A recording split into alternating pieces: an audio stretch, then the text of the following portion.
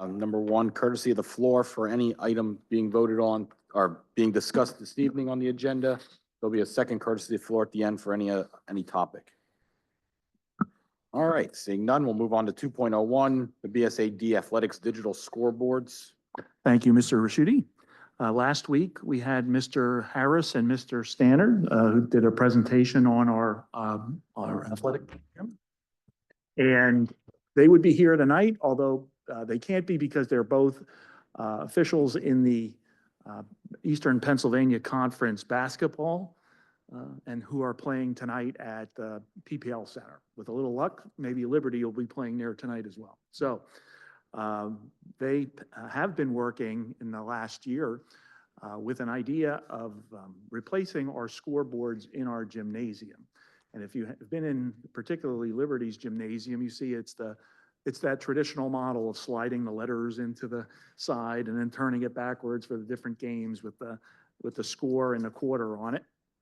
And an opportunity has arisen that may allow us to be able to replace those at very low cost. So with that and the details related to it, 2.01 is related to our digital scoreboards. And I'd like to introduce Bob Steckel, who might be a familiar face if you read the newspaper, and it was always good in Bob's case. But Dr. Steckel is here, and he'll do the introduction of his team and the presentation of the proposal that you received in board docs related to scoreboards for Liberty High School and Freedom High School. Bob?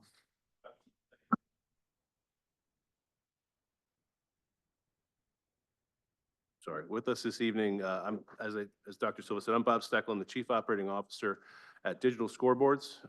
On the computer, we have our CEO, owner, and president at Digital Scoreboards, Chris Kern. And also with us, our partner company, Scoreboard Media, we have Charlie Megan and Steve Boyle. Very excited to share with you this evening just an opportunity for the school district. I know that you have some capital needs out there in the world of athletics. We feel like we have an opportunity here for this school district to meet some of those needs at a low cost for the school district. So I'm going to turn it over to Chris. He's going to present online. I want to make sure you guys can hear him. He's going to talk about the product. Charlie's going to talk about the advertising strategy, revenue share. And then I can give you a little bit of a peek into the impact on the school community. Yeah, I appreciate that, Bob. Can everybody hear me okay?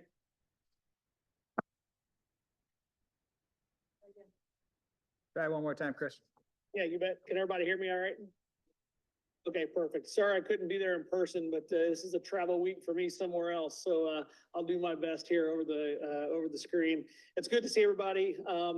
Yeah, I've been on campus numerous times with your athletic staff, looking at facilities, looking at your needs, and really more so than your needs, even your wants. And so I'll just kind of give a high level overview of the equipment, what is being proposed by our team and Scoreboard Media, both for Freedom and Liberty.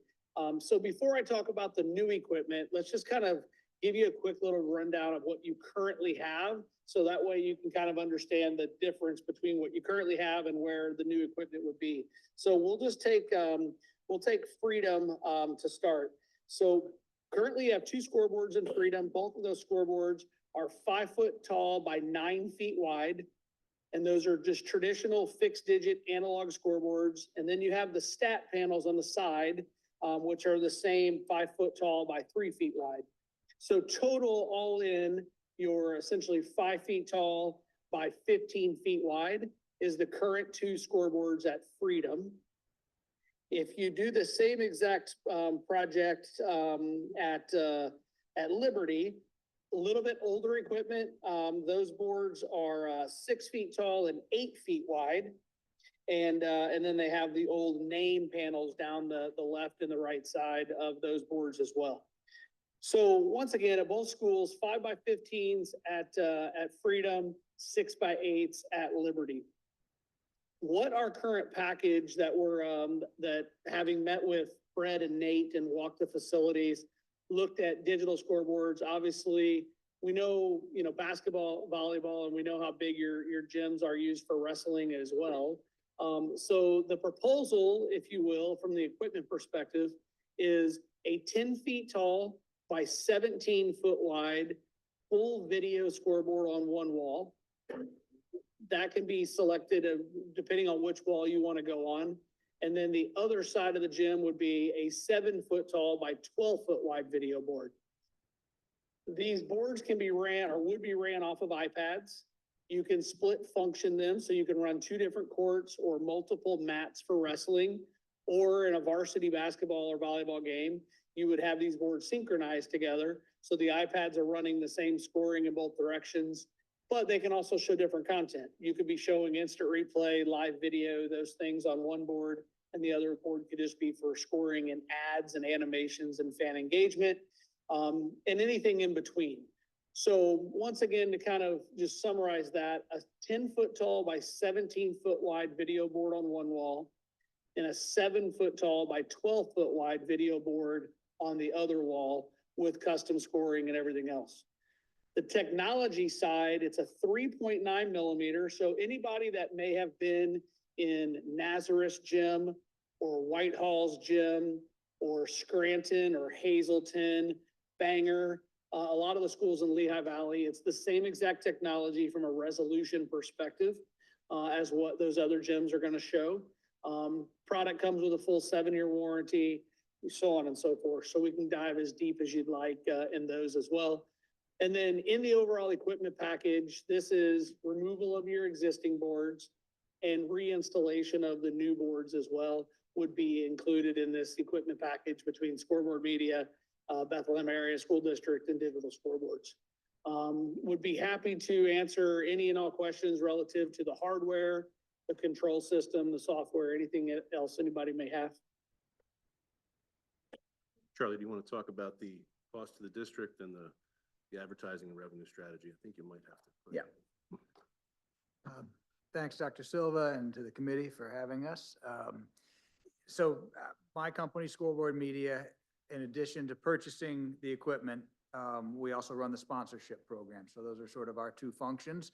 Now we have Steve Boyle here locally, who's recently joined our team, and we're excited to be a part of the area. We're already in Whitehall and Hazelton and a handful of Bangor and a handful of other schools, but excited about this opportunity.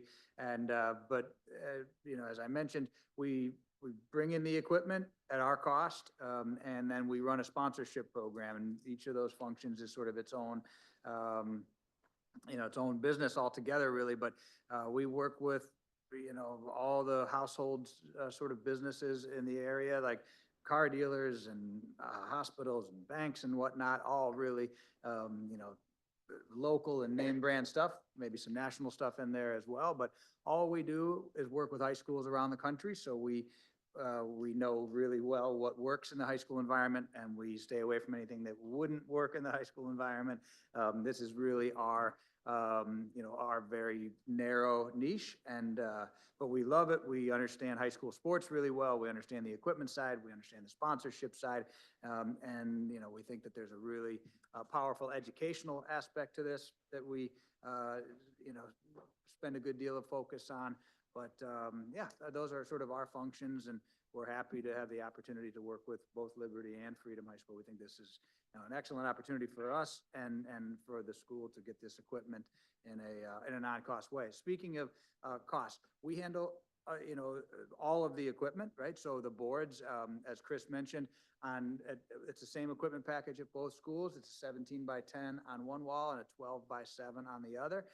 Both of those are, the pictures don't even really do it justice. They are beautiful. I mean, there won't be a person that walks into the gymnasium that like their eyes don't pop. They're beautiful. It's as much equipment as you'll see in a high school environment. It really, it rivals a lot of colleges, and anything that you can, if you've been to a pro or college game and been sort of wowed by the Jumbotron, we can bring that experience, and we do this all over, but we can bring that experience to the high school environment.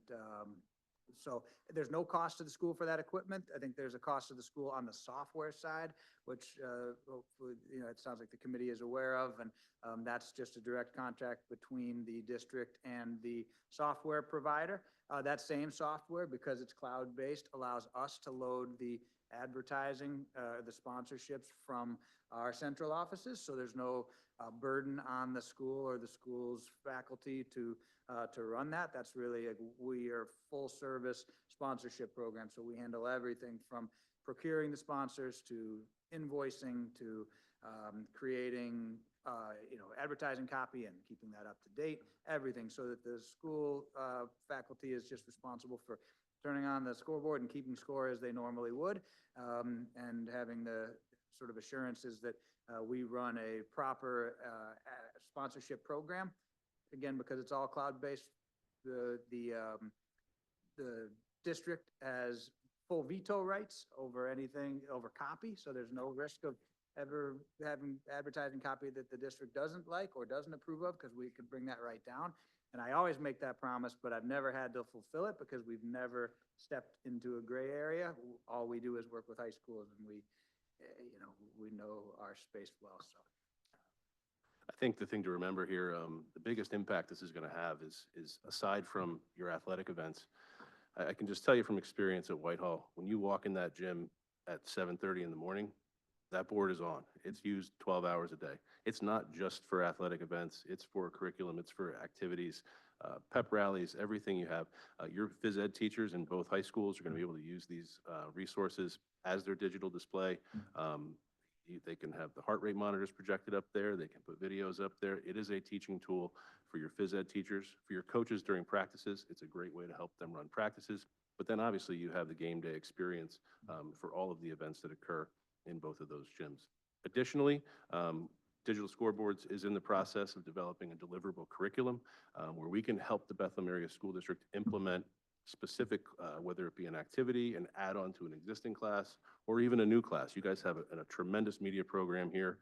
It would be a way to just really personify what you have going on there, that we have a curriculum.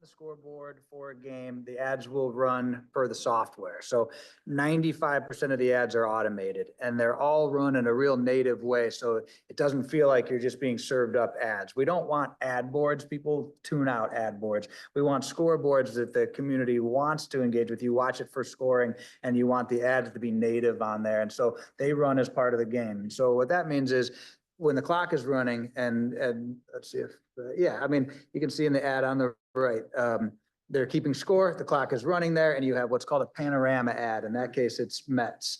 And the software just takes care of that. My team loads it from our central offices, and there's nothing required by really anybody except to keep score. When they'll stop the clock, someone calls a timeout or it's a period break, the board will go into what's called countdown mode. And there'll be like, it might say 30, countdown 30 seconds during a timeout, for example, in which case the ad will go almost full screen, what we call cinema ad, but it's basically the entire size of the screen. And it would be any number of advertisers that pay for that package. And then again, when the timeout burns off and the whistle sounds, then it goes right back into scoring mode. Before the game, there's like sort of a pre-game countdown. So that'll, but there might be a point for the national anthem. There might be ads for the bake sale or different things that are going on within the school. And so, yeah, I can tell you just from what we ran at Whitehall, and they still do, we would always do our safety protocols. So our principals would get on there and explain what to do in the occurrence of a violent critical incident, what the response plan would be. Then we would have the East Penn Conference sportsmanship creed read by students, student athletes on the SAC Council. We would present that, we'd go into the national anthem. You'd have the static ads there, and then we would take advantage of timeouts for actual video commercials from Helenchik Roofing, St. Luke's, whoever it might be. The layout is designed so like for basketball, if we want to have the kids and then fouls and stats like that. And we Absolutely. can Yep. design what it looks like. In addition, there's a fan app. So if you're a family member who isn't able to attend the game, they can go on the app. They can get live scoring and stats remotely. Dr. White? There's I just want to clarify, when, in your presentation, you said that the only thing that the home school has to take care of is the score and time. But I'm seeing robust content here, pictures of players, numbers, stats, et cetera. Is that collaboratively done with the athletic directors or the Good schools? question. And I say the only thing the school has to do is keep score, because sometimes you want to ease into it. There's, what you don't want to do is overwhelm the athletic director or the technology teacher, whoever's sort of responsible for this with, hey, you got to do all this at once. The software has the capability of doing instant replay, you know, of some pretty high-end stuff. And but you can load the rosters with player profiles. Certainly, we have schools that do like a media day where all the players come out in front of the green screen and, you know, flex and things like that. And you can build videos around that, but the school doesn't have to do that stuff. It's not, our sponsors aren't, you know, upset if that stuff doesn't happen. But the school has the ability to do that. And what I've always been amazed by is the students' ability to show us things that they can do with these boards and content that they can create with these that even we didn't think up. And so the things like you're talking about, though, building player cards and rosters and things like that. Rosters are native to the software. You can, you would probably want to load in the roster. You can load in the roster of the opposing team as well, and then it'll keep, you know, stats for those people. Really easily. But I guess the point is you can do really like sort of exotic high-end stuff, or you can keep it simple and just keep score, and all of that's perfectly acceptable. It's really just a matter of, you know, how much either the faculty in charge of it or the students involved kind of want to stretch their legs with it. It's two iPads. Sure. One's keeping score, one's producing. Right. You show up. If they sell an ad, Steve sells an ad today, tomorrow you show up, the ad's on there for you. We switched to this software at Whitehall, and I can tell you it's drastically made things more efficient and simpler for our athletic department, but yet a more robust experience on the fan side. Okay, but I have two follow-up questions. So I guess I'm doing the Mr. Alozzi 3.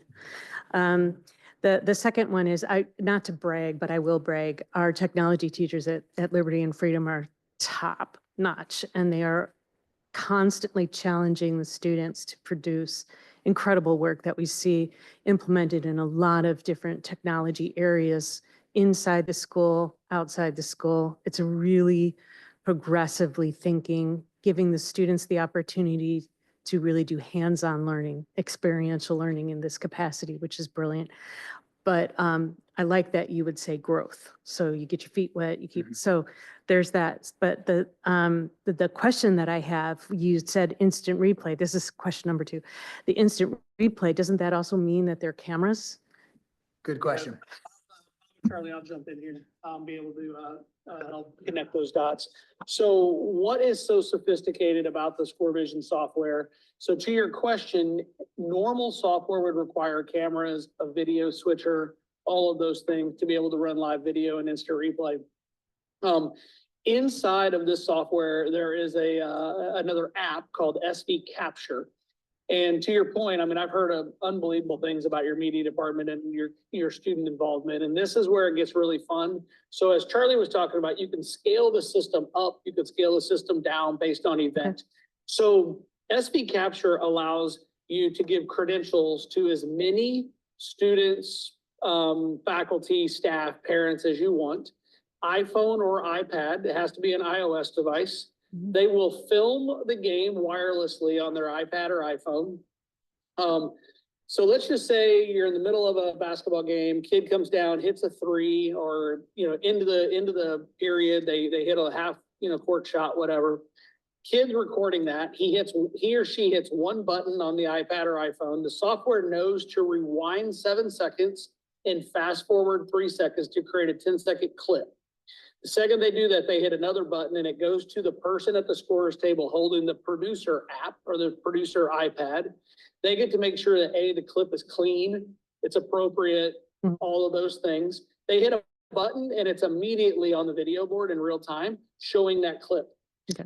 And so, I mean, we've got a school in Texas that had over 100 kids filming a football game this past fall and turned it into an amazing, just an amazing event, really, with hands-on learning, interactive on the board. The other thing the software does really nice, so let's say you go into halftime, or you're between sets of a volleyball game, the producer can then hit a button and it'll take those clips that ran in the first half or in the first set, what have you. It'll create a 3-minute hype video or highlight video of the recap for the first half and then show it at halftime. So now the teams are in the locker room, and then all the fans inside the stadium or inside the gym in this case are watching the highlights of what happened in the first half. All that's being ran by students through the SV Capture app. Bob also mentioned earlier the SV fan app. So mom, dad, grandma, grandpa, whomever traveling can't be at the game. They're getting live score. They're getting clock. They're getting stats. So when you post stats to the video board, it's going to the app, as is the videos that you're running in your in venue. So if I'm a parent and I'm traveling for work, I'm following on the app, I'm also getting the highlight reels that in real time that they're giving in the venue as well. That's great. So that's Yep. how the instant replay and live video is done. Right. I don't want to keep going into the weeds so much because it wouldn't be us doing it. It would be some chef in the district that's going to have to manage the content priorities, because our memorial gym is also very frequently used by our community. And I just hope that if we move forward with the system, that there is some type of internal media committee that really, because I mean, you're going to have a lot of chefs in this kitchen that want to cook on this technology. And I hope that's up to the district to decide, not the technology itself. That's all I wanted to ask. Thank you. Any other, Councilman? Yeah, just 2 quick questions. One, advertising only runs during sporting events, not during school day Correct. It's only when you're using the board for scoring. for scoring. The board could run in standby mode. If you were just to leave it on, it's like a screensaver. It'll scroll through, but, and that doesn't even, you can shut that off. It's only important to us that it runs when there's a score, when you're scoring. All right. And then Dr. Silva, Mr. Isakazian, what, if any, are there any downsides to this? You want to talk about the financing and the costs for the district and the obligations of the district over time, Harry? So I think the downsides are somewhat limited. We've been talking back and forth, trying to make sure we have a program that works. The maximum cost, at least in the first 5 years, is going to be up to $7,500 per software site license. So $15,000. Charlie and I have worked on a deal where if we refer ad revenue, we get a percentage of that. So long as the ads are running, it's possible that the boards the software at least, could be paid for with the ad revenue. But the max budget impact is going to be $15,000 per year. As we move forward and, 5, 6, 7, 8, 9 years down the road, there could be potential expenses related to hardware replacement, more so if the warranty runs out or if we have end-of-life technology like the iPads. Even then, the technology, we're still working on the finals, but it's possible that we can include $1,000 or so as part of the contract for replacement of the iPads. If not, then that will simply come out of our budget. But the costs are going to be nominal. And assuming the program runs as well as we think it will, it's an opportunity for it to actually generate some revenue to pay for some of these things that come up in future years. Where I want attention was on we have a board policy 707.2, district facilities and electronic advertising, which I shared with the team. And it asks a lot of the questions that you were asking. And there's nothing in the agreement that would interfere with us being able to manage our policy. Yeah. So with that, all of the protections that we wrote in the policy that we would want under normal circumstances would apply to these scoreboards. Mrs. Patrick? This really doesn't impact our decision, but I'm just kind of nosy. So if you're also working with schools like Whitehall or something like that, does it then behoove you to go after a St. Luke's and sell them a package? Like, oh, we're going to get you in this district, and then also be able to go to, the mom and pop car, mechanic down the street on West Broad Street? Good question. It behooves all of us probably it benefits all of us, I should say, to pursue packages where they make sense, but not where they don't make sense. I'll give you an example. Actually, this would be oftentimes we don't do multiple high schools in the same district. This is a case where we feel that it's warranted because we've got strong roots, both with Dr. Steckel and with digital scoreboards and then with Stephen Boyle. So we think we can really do an exceptional job here, but oftentimes we don't do multiple schools in the same district because sometimes sponsors won't pay multiple times how do I say this? If we did 6 high schools, let's say in the same district, they won't pay 6 times for 6 high schools. And so we always weigh that. But in this case, we think it's to everyone's benefit because we have coverage to sell all of the best sponsors. But we can also go really narrow and only, there will be restaurants and, smaller smaller sponsors that will only want to buy one high school, and that's okay. We want to be able to, sort of meet all of their needs, but with an eye on maximizing revenue at each school that we serve. Yeah. Mrs. Schenkel. When can we get them in? Like, how quick? Seriously, it's a No, legit it's question. a Like, valid what's the question. timeline? Are we talking a year out, 2 months? I just want the app. Yeah, it's a valid question. Oftentimes, we have to order them. They come weeks and weeks later. This is a program that we're really committed to and we've already bought these scoreboards, not necessarily for this school, or for these schools, but they're ready to go. It's really just a matter of how quickly we can get them on the install calendar, but we're talking, well, Dr. Steckel, you'd know better, 8 to 6. 10 weeks. Okay. Yeah. Yeah, I would say, to Charlie's point, these boards are already purchased. They're already in our warehouse in Des Moines, Iowa.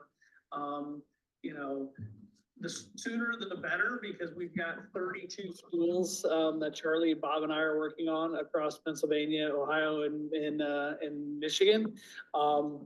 We say 8 to 10 weeks. There's probably a considerable upside to hit maybe a 6-week turn time or something like that for the school district, if you so choose. Thank you. Well, Bethlehem's a hot market right now for advertising and people want to get in. You know what I'm talking about, Bob. So the opportunity for the benefits to the product, but also to our district and the potential for revenue to pay for the expense of the licensing for the software is there. And, thinking long-term, how would we replace some aging scoreboards if we don't do it in a way that sort of leans forward? So it's in that vein that in accordance with our policy and review of the contract by our solicitor and any questions that you might have, that we would bring this for approval at the next school board meeting. Ms. Levy. Could you share a success story as far as educational opportunities that other schools have used? Sure. Chris, do you want to talk about Ladue High School and Don's program? Yeah, absolutely. It's honestly, it's one of the things that probably makes me the most excited about starting this company 10 plus years ago and seeing where it's at today. So back in 2019, we installed a project in downtown St. Louis at Ladue High School, LADUE. If you happen to go to our website, you can actually find a couple-minute highlight video about what they were able to accomplish with students. So in year 1, they created an AV club. They had 12 kids sign up. There was an instructor or teacher. His name was Don Goebel. And he used to be with the St. Louis Rams football team. And then when they moved to LA, he went back into the education world. Well, he started teaching these kids how to run game operations, how to build green screen, how to build animations, basically everything that goes into a production and a game operation, he had taught these kids. That was in an AV club. Well, over that summer or heading into the next school year, he built a classroom elective, launched it in the classroom, had 144 kids sign up the next year. So it went from 12 to 144. Ran that program very successfully from 2019 until the end of the 2024 school year. Got almost up to 200 students. It is as first class of an operation as it gets. I had became friends with Don or strong acquaintances with Don. We wanted to launch our own educational piece inside of Digital Scoreboards, which is soon to be referred to as DS Education, right now DS Academy. Don has been hired by our company. So Don left education, now works for Digital Scoreboards. We subsequently purchased the curriculum as well. And now we are supplying that same curriculum, but for lack of better articulation, on steroids, because it is even better today than it was when he launched it. We are now offering that across the country in an in-classroom venue and setting. It is everything from, you know, what I don't want to do is talk about game operations, because that has to happen anyways. This is more the hands-on career pathway training that happens in a school with how do you build animations, how do you build green screen work, what kind of camera work, what kind of lighting, you know, all of those things that go into creating that classroom work. It's got full assessments built around it and everything. And then the game operations is a very small piece of the puzzle. But that is included in this package for your school district as well. As is, Bob, correct me if I'm wrong, it comes with 3 training sessions with Don as well. Is that correct? Yes, that's correct. Okay. So you get the downloaded curriculum, which is a full year-long curriculum. And then also the professional development calls with Don as well. Thank you. In addition to Chris's robust, structure, one of the things that's always impressed me about this, about the educational aspect of this is how kids will teach each other these best practices. That one of the earliest projects Chris and I, Digital Scoreboards, and I worked on together was in rural Kansas, and the high school has about 300 kids, and there was really one student that was interested in doing this. And then by the end of the first season, there were 10 kids that were working basketball games, and it became their thing. Like it was just like sports was, a lot of the kids' thing. The running game operations and all of the, aspects that go along with that became their thing. And it really just brought out a whole new activity at the school. And I mean, one of the students who was really heavily involved with that now runs the board at K-State, like during football games. So there's a real educational path here for the kids that want to pursue it. But it's always amazing to me how they'll teach each other and how they build sort of this institutional knowledge by, sort of passing that, around to each other. And then now as we've gotten more schools and sort of span the country, now they get together online and they share best practices. So with like this, everyone's been to a game and seen the shell game, and you try to follow the ball. So they send those elements around to each other across the country, and then they adapt it to their school. And so, they're just watching them like take what you teach them and just take it to the, to the next level has always been really rewarding. So it's like a community like Grand Theft Auto where. I can't speak to that one. But. Thank you so much. I appreciate it. Any other questions, comments? All right, thank you. That item is listed below for agenda items for 2 weeks. Thank you. Thank you very much. Item 2.02, tuition rates for childcare, 2025, 2026. We actually have a small presentation. It's been a couple of years since we've reviewed the childcare program. So we've asked Mr. Fontanez and Judy Becker to come in and give us a high-level overview of some of the great things that are happening in that department. Good evening, everyone. How are you? So, just like Mr. Aristocadian said, we just wanted to come and just kind of give you a refresher on our childcare program. I know I get to talk about it at our task force meetings a little bit, but we don't really get to do it as much in front of the board. So this is a great time to just talk about our high quality, enriching before and after school experience. So we could go to the next slide.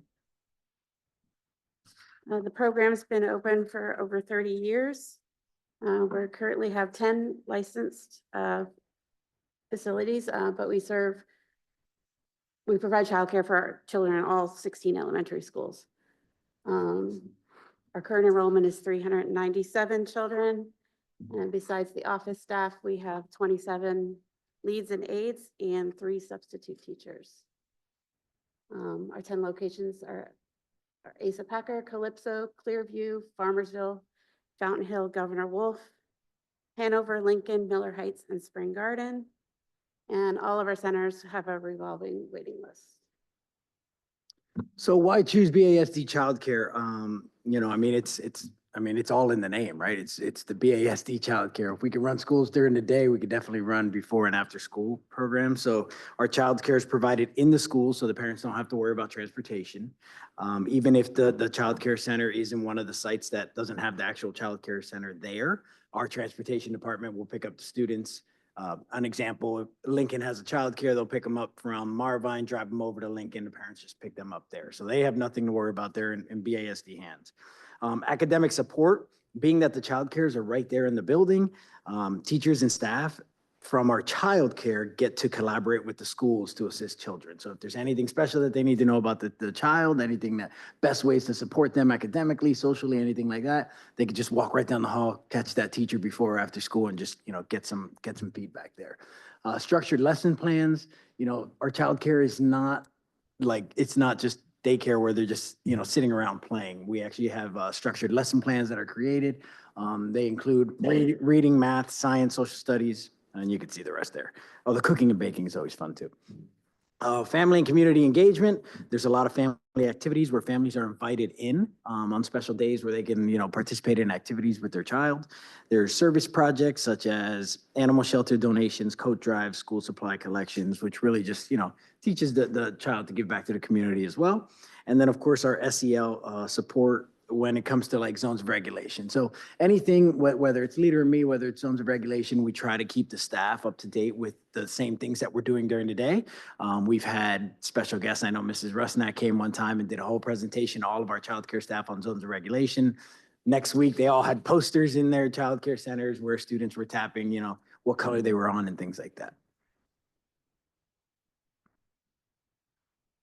Okay, our staff are highly trained. DHS requires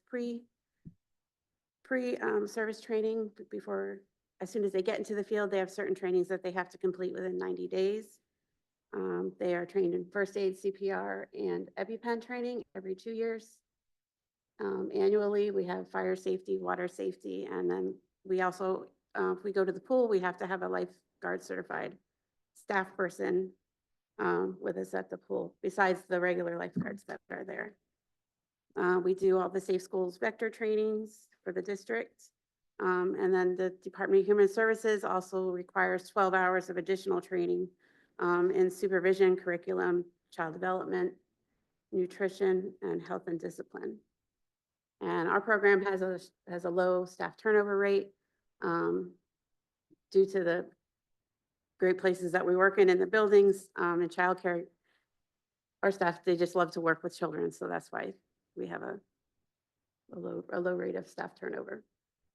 And just to jump in on that last bullet point there, when you talk to a lot of different childcares in the area, that is not the case. That's usually a struggle, especially when you're talking about a split shift like that, where you're coming in for 3 hours, have off during the day, then come back in the evening for 3 hours, or 4 hours, something like that. But a lot of childcare struggle with that, keeping the staffing, and that's one area where we really don't. So that's a benefit for us.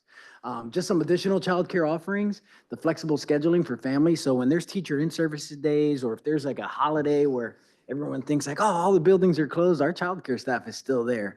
If you listen to our delayed messages, where it's childcare comes in at 7 a.m. Somehow they're tracking through the snow to get there, and it's for the convenience of the families.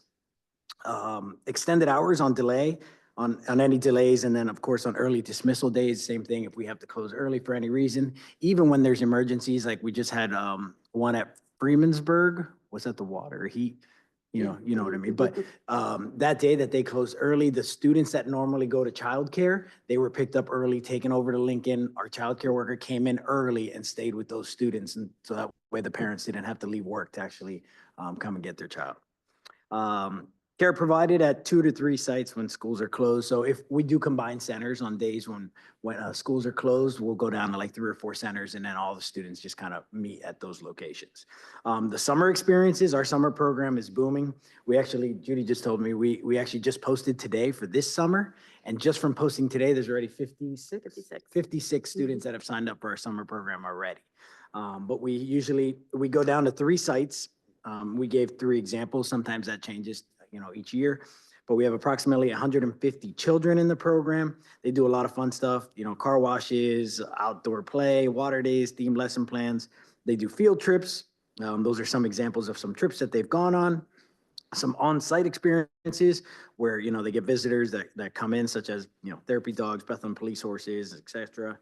Special themes days, pajama day, wheel day, and then of course, family activity day. So parent-child activities, they've done like parents and students kickball game. They've done like you can see there, wiffle ball games, but as many ways as we can get the parents engaged into the program.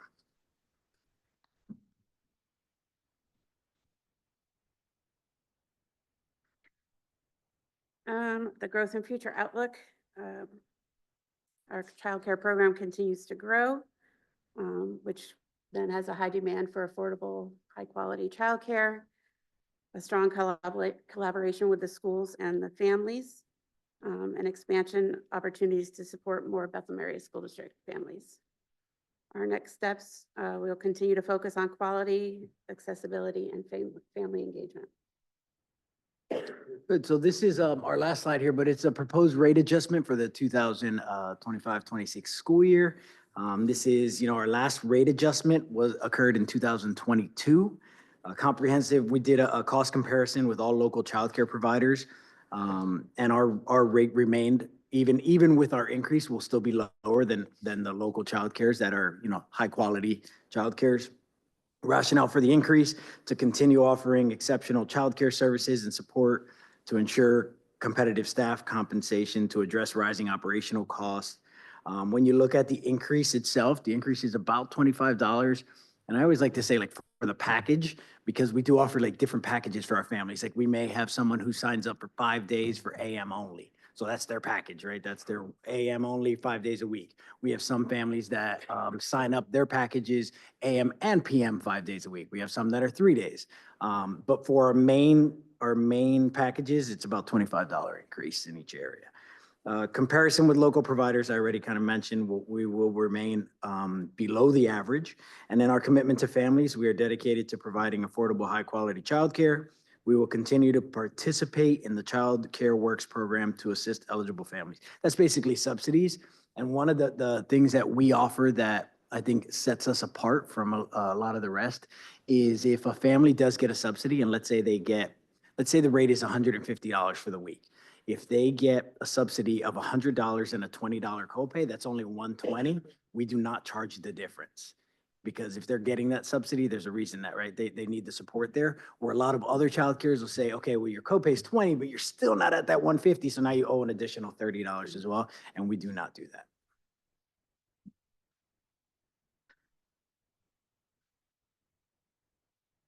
Any questions or comments? Mr. Allozy?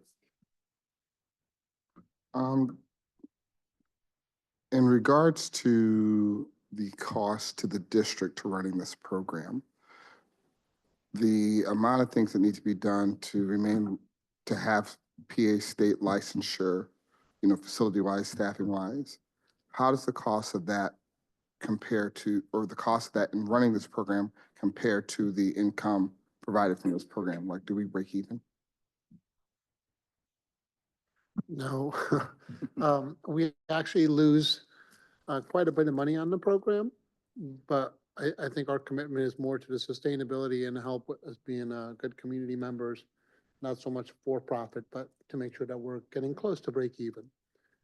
For example, last year, we only lost about $15,000, but the program as a whole is $3.5 million in the hole. So we have quite a bit of way to climb in order to recoup some of the losses that have been happening over the years.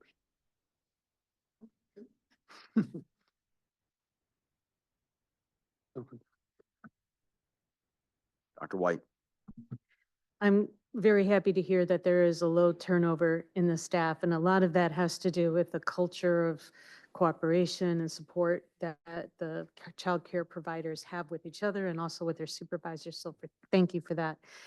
But along with the costs, that I'm concerned about, that we're in the hole. I'm still also very concerned that these childcare providers are being paid enough to still keep them. I mean, goodwill and graciousness and love of the children can only put so much food on the table. And I know that childcare, professional childcare providers are typically underpaid. And I'm only going to assume that's the case here in our district. But one thing that we also have to just keep in mind is that the ratios are good. They are by law, they have to be that for the certain age groups, and also space. So I know that in some of our elementary schools, the childcare is provided in a gym or in the cafetorium or something like that. So the childcare providers are very mobile. It's not like they have this squatting space and then they have to, so they do have to share spaces a lot with classroom teachers, et cetera. So while it's great that we offer this, it's high demand need. You said in your report that there's still a high demand, waiting lists, et cetera, but we do have space and financial limitations. Where would you like to be able to grow, to serve, just in terms of sites, more staff? I mean, is there something that you are thinking about in future projections, aside from getting out of debt? Well, I mean, I could definitely name one, with the Fountain Hill project coming up.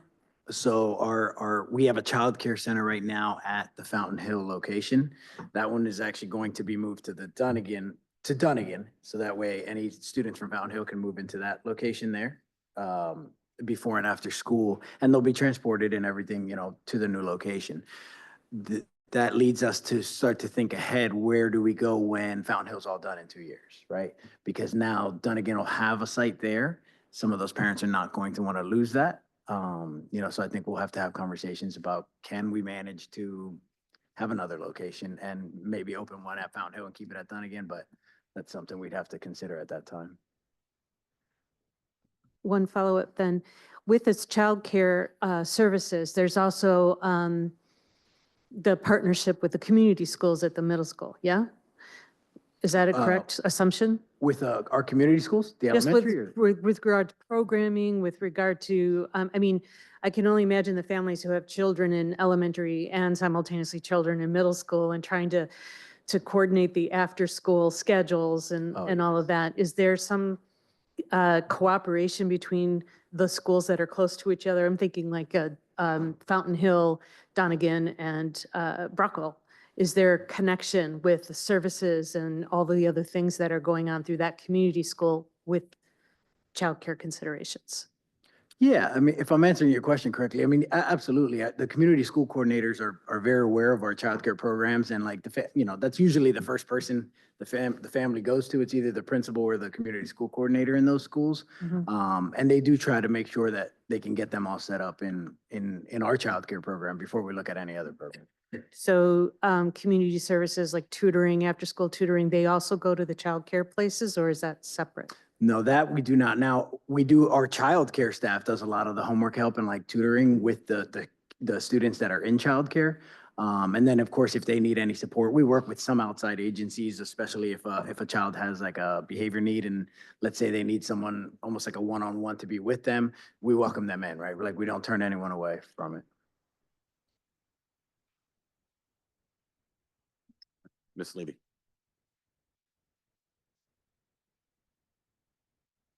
Yeah, I have a question pertaining to the deficit. Do you project, do you see yourself getting out of this hole at any time in the future? And if not, is there some committee, like you have the parent committee that can raise money to help other kids because, there are some people who can't even afford this $25. And so is there an organization of a parent type of committee that can help and assist? Is there some way people can donate money to this cause? Well, I guess I would say that we're always open to donations.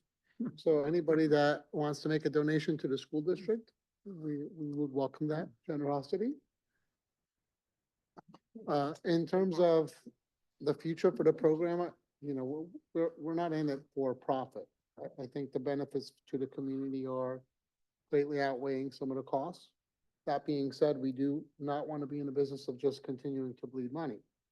So this is one of the steps that we're doing to ensure that we at least start to show progress towards recouping our costs, but at the same time, we're here to provide a service. So $25 per week for family across the board still continues to be the lowest cost, high quality provider in the region, and I think that's what we're aiming for. To answer your question, Rhea, it is not a required program, K to 12. We offer this as something that we've done for our community and to support parents in the schools, but it's not a mandated cost. So to the degree that all programs are looked at in the budget process, that's part of our consideration. Right.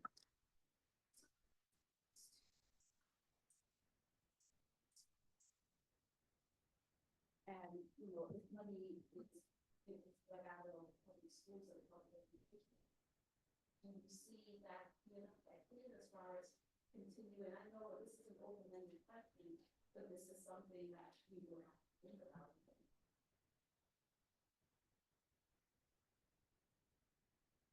Any other questions or comments? Mr. Lozey? In regards to the staff members who are currently working for the program, it's great to hear in development, in child development, it's always nice to have a consistency in staffing. We know that with our schools, so a low turnover rate is great. But is there a pipeline for those staff members who are involved with the child care program to eventually join our teaching ranks or the staff of the school district proper? Like, are we building those bridges there? Do they already exist? Lisa can take that one. Sure. So, right now, we're in conversation with different universities and colleges about how can we do a better job of partnering in our educator pipeline of maybe taking our individuals in childcare, instructional assistants, et cetera, who have the desire to become teachers, and what are the different opportunities. There's some recent grants out that universities are eligible for, that we have recently been talking to them about, what could this look like? Increasingly, the intern certificate has grown in popularity at the collegiate level. And so we are having these discussions about how can we build that pipeline. Just recently met with, I want to say 3 or 4 different institutions about that. Thank you for that. That provides a so it sounds like we are building that out, which is great. And the other side of that is that the kids that we have in some of our programming in our high schools that are learning to work in early childhood and in daycares. Ms. Becker, do you know who some of those kids are? Do you get to visit some of those classrooms and kind of snoop out potential employees? Our childcare kids, I'm in the centers all the time. In our high school program, those kids who are like learning how to do daycare work. Yeah, no, I haven't been there. It's a good suggestion. Oh, Yeah, it yeah. is. I've had 3 in the past 2 years that were in that program that did community service at the Boys and Girls Club, and they should be working at someone's daycare, if not teaching. So you got some stars. We do get community service students that come into the centers after school in the summertime to work on their community service hours.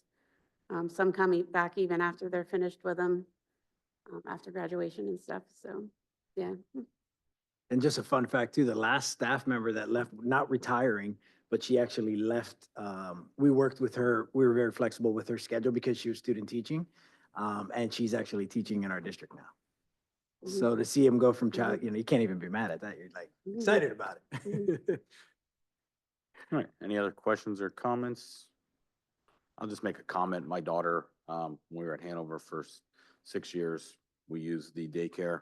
It's very convenient for when you have 2 working parents, fair rate. I know it's $25 is a little bit of money, but I think it's still competitive, especially for the convenience factor. Your kid's leaving school, going to a safe place, staying there until you pick them up. And so it's just my thoughts on it. Just that item is listed for a agenda item for the 24th meeting. Thank you. Oh, Ms. Patrick. Gonna hop on that. My daughter also attended at Hanover, and I love the fact that they went to the pool a lot. So, which was great because then they're getting some exercise out. They're getting to really enjoy summer. They're not sitting in the gym all day doing crafts. So. Any other final comments? All right, thank you. Thank you. 2.03 is the Babbitt's Articles of Agreement. We have the two-party, the three-party, and the memorandum of understanding. Not sure who wants to walk us through this, Mr. Fascinetto or? We have our solicitor, Mr. Spry, with us to answer any last-minute questions about either the two-party agreement or the three-party agreement. Obviously, the Joint Operating Committee had been very interested in wrapping this thing up by the end of February so that schools can go forward in their planning, their course selection, apportioning their students and their seats at the Babbitt's. We need to take action as a board, as recently prompted by the Joint Operating Committee vote. Our recommendation is that we pass the two-party and look at the three-party just in case, but we should have a final discussion of what that takes. I know the other school districts also have their boards lined up to be able to take a vote on the agreement, but one way or the other, we want to have this resolved by the end of February so that we can get on with the business of vocational technical education for next year. Don, did I explain that right? Yeah, what's before you is the three-party agreement, which amends and restates the existing articles. And the formula that has existed since the inception of the school is included in that. And that is that the operating expenses are full-time equivalent student population. Capital is by market value of the districts. It's a 50-year term, separate, but should be voted on by the board is a memorandum of understanding for financing to a maximum of $25 million. And included in that financing will be a repayment to Bethlehem for the carrying costs from the purchase and the carrying costs of the factory.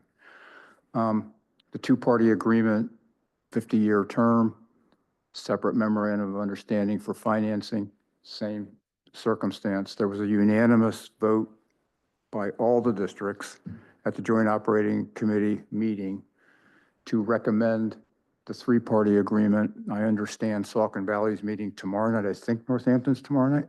Is that right? And then Bethlehem, of course, 24th, I think, right? So that's where it stands. If anybody has any questions, I can try to answer them.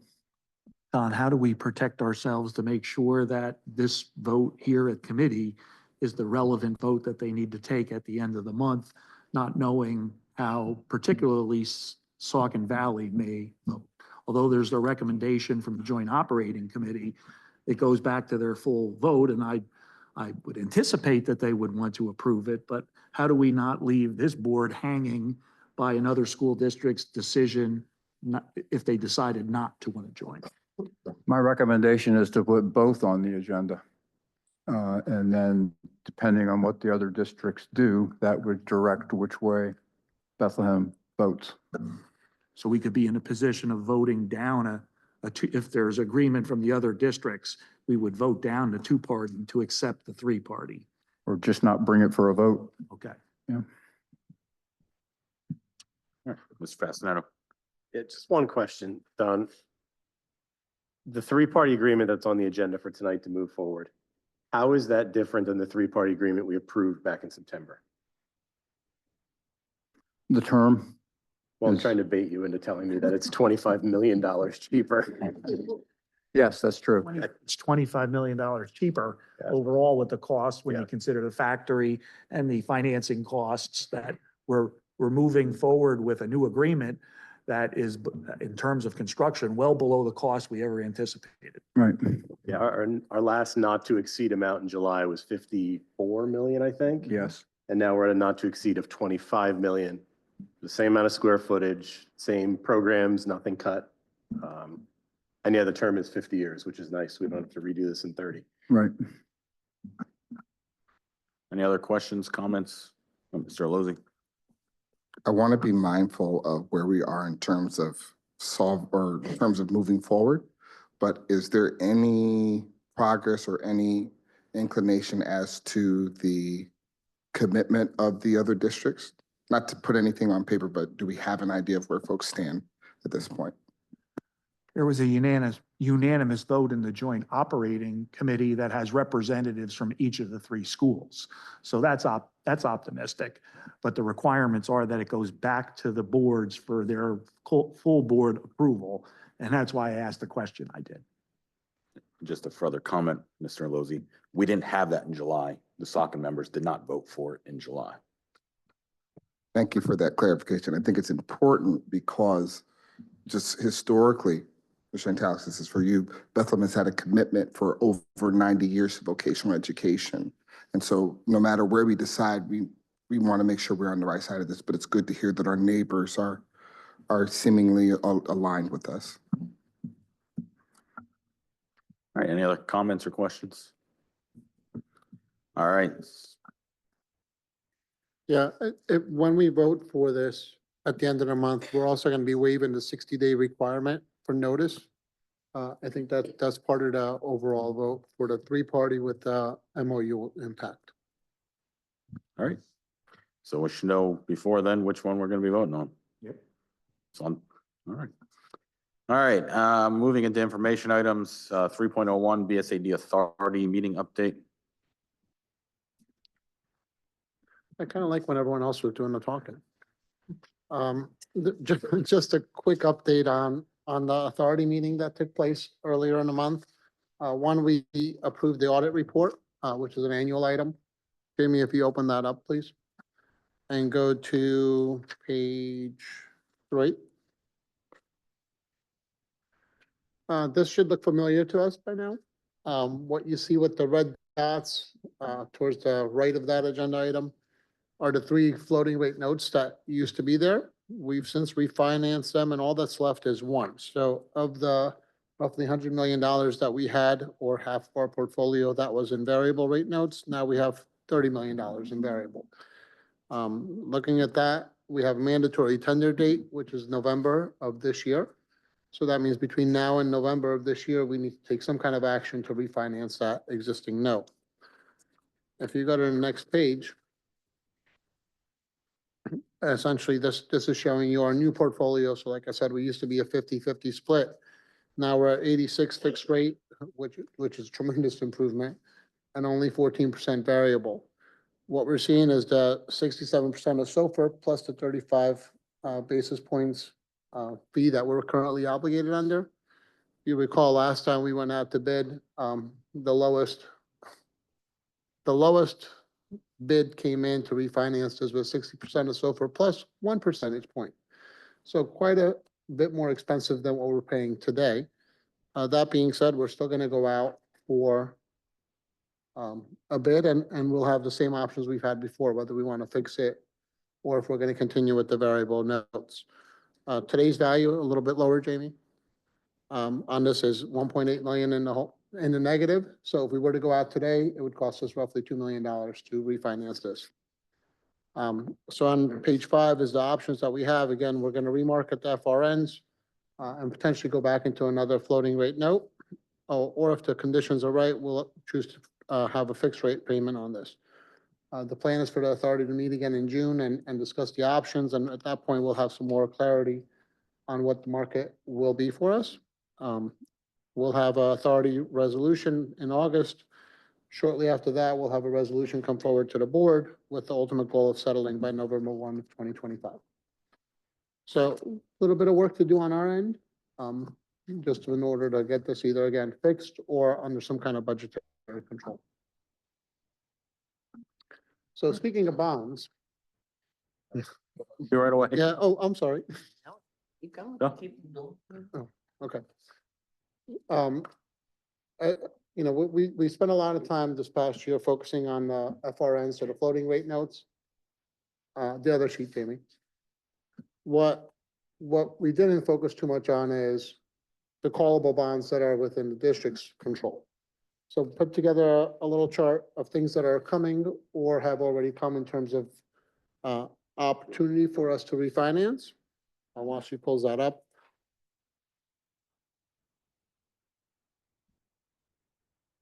There we go.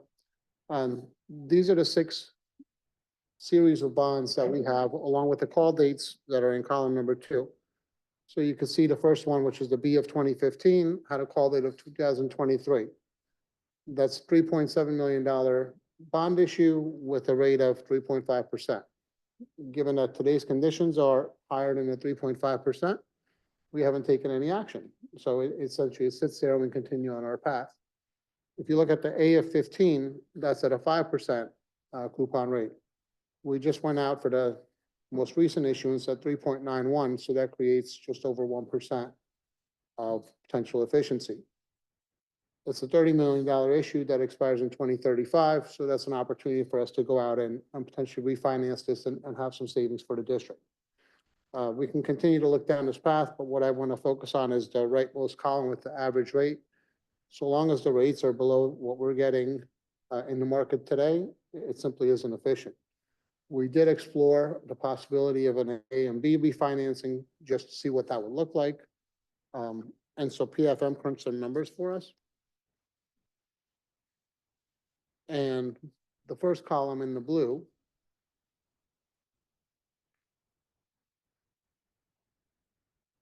there we go, is if we were to do the 2015 A's by themselves. So assuming market conditions as of the end of January, we could potentially save almost $2 million on this issue. Given the structure of the loans, most of the savings are going to come on the back end where the principals are being paid, but you will have the upfront savings of that initial year as well. If you look in the yellow columns, that's if we were to do the A and B together. You can see that the savings are somewhat reduced, but still efficient. Given the difference in cost, it's 1.8 versus 1.6, $200,000 loss. You know, I'm of the opinion we threw it as an option, but it doesn't make sense for us to put that money out, especially given the rate environment we're in. At the very least, we're getting 4% or more on our savings account. We can continue to invest that money and have a 0.5% of arbitrage. With the 5% rate, you know, unless something changes between now and the next time we meet, it doesn't make sense for us to continue to hold on to it. So net of cost, we'll still be saving $1.8 million. If you guys agree with that approach, we can have Mr. Shearer come in and do his typical presentation and move on the process for refinancing. We just didn't want to bring him in today unless you guys were comfortable with yet another financing option. Any comments or questions on 3.01 or 3.02?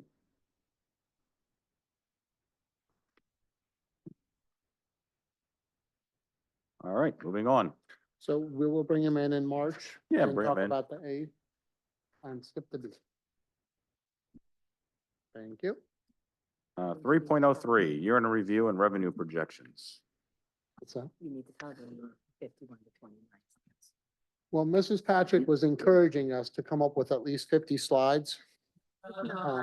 I did do some homework, but I wasn't able to get there, so she's a little disappointed. This is our Act 1 budget timeline. And as we've kind of talked through in the past, we're always working in 3 years at any given time. So we're gonna go through those past, present, and future, just as a way of segueing into our budget webinar, budget workshop, I'm sorry, at the end of March. So we're gonna do a little bit of a year in review today, things that have worked out, what we found out through the audit, where we are today with some of the assumptions we've made back in June of last year, and then ultimately what we're seeing with the governor's proposal. Our ultimate goal is to work to the workshop and have a budget passed by June 16th, which is our final board meeting. With any luck, the state would have already passed their budget and we'd have some more clarity. Well, I said with any luck. If not, you know, we do have a game plan and we'll adjust as necessary. So looking at the audited financials. Just our local revenue, things that are within our control, state revenue, which is primarily the state subsidies, And we all know the federal revenue is primarily the title grants. On the local side, we were $10.5 million above what we had thought we would be. On the state side, we were just over $1 million higher. On federal, I would say we were relatively flat. What you're seeing on the other is primarily the funds that are used to balance the budget. So that's our general fund anticipated appropriation. Overall, we had a $6.8 million surplus, which meant we had revenues that are 2% higher than what we had budgeted for. You might be thinking, why? So if we go to the next slide, you can see where most of the local revenues came in. I'm actually going to start at the bottom of the slide with the Ready to Learn block grant. Middle of last year, we actually had some appropriations come our way through the help of Senator Bastola, and there was an additional $1 million. Well, you saw that there was $1.8 million higher in terms of state revenue. This is where primary difference is. In terms of real estate and interim real estate taxes, they're right in line with what we had thought. We did have some more interim taxes come through, and we successfully negotiated a few more pilots.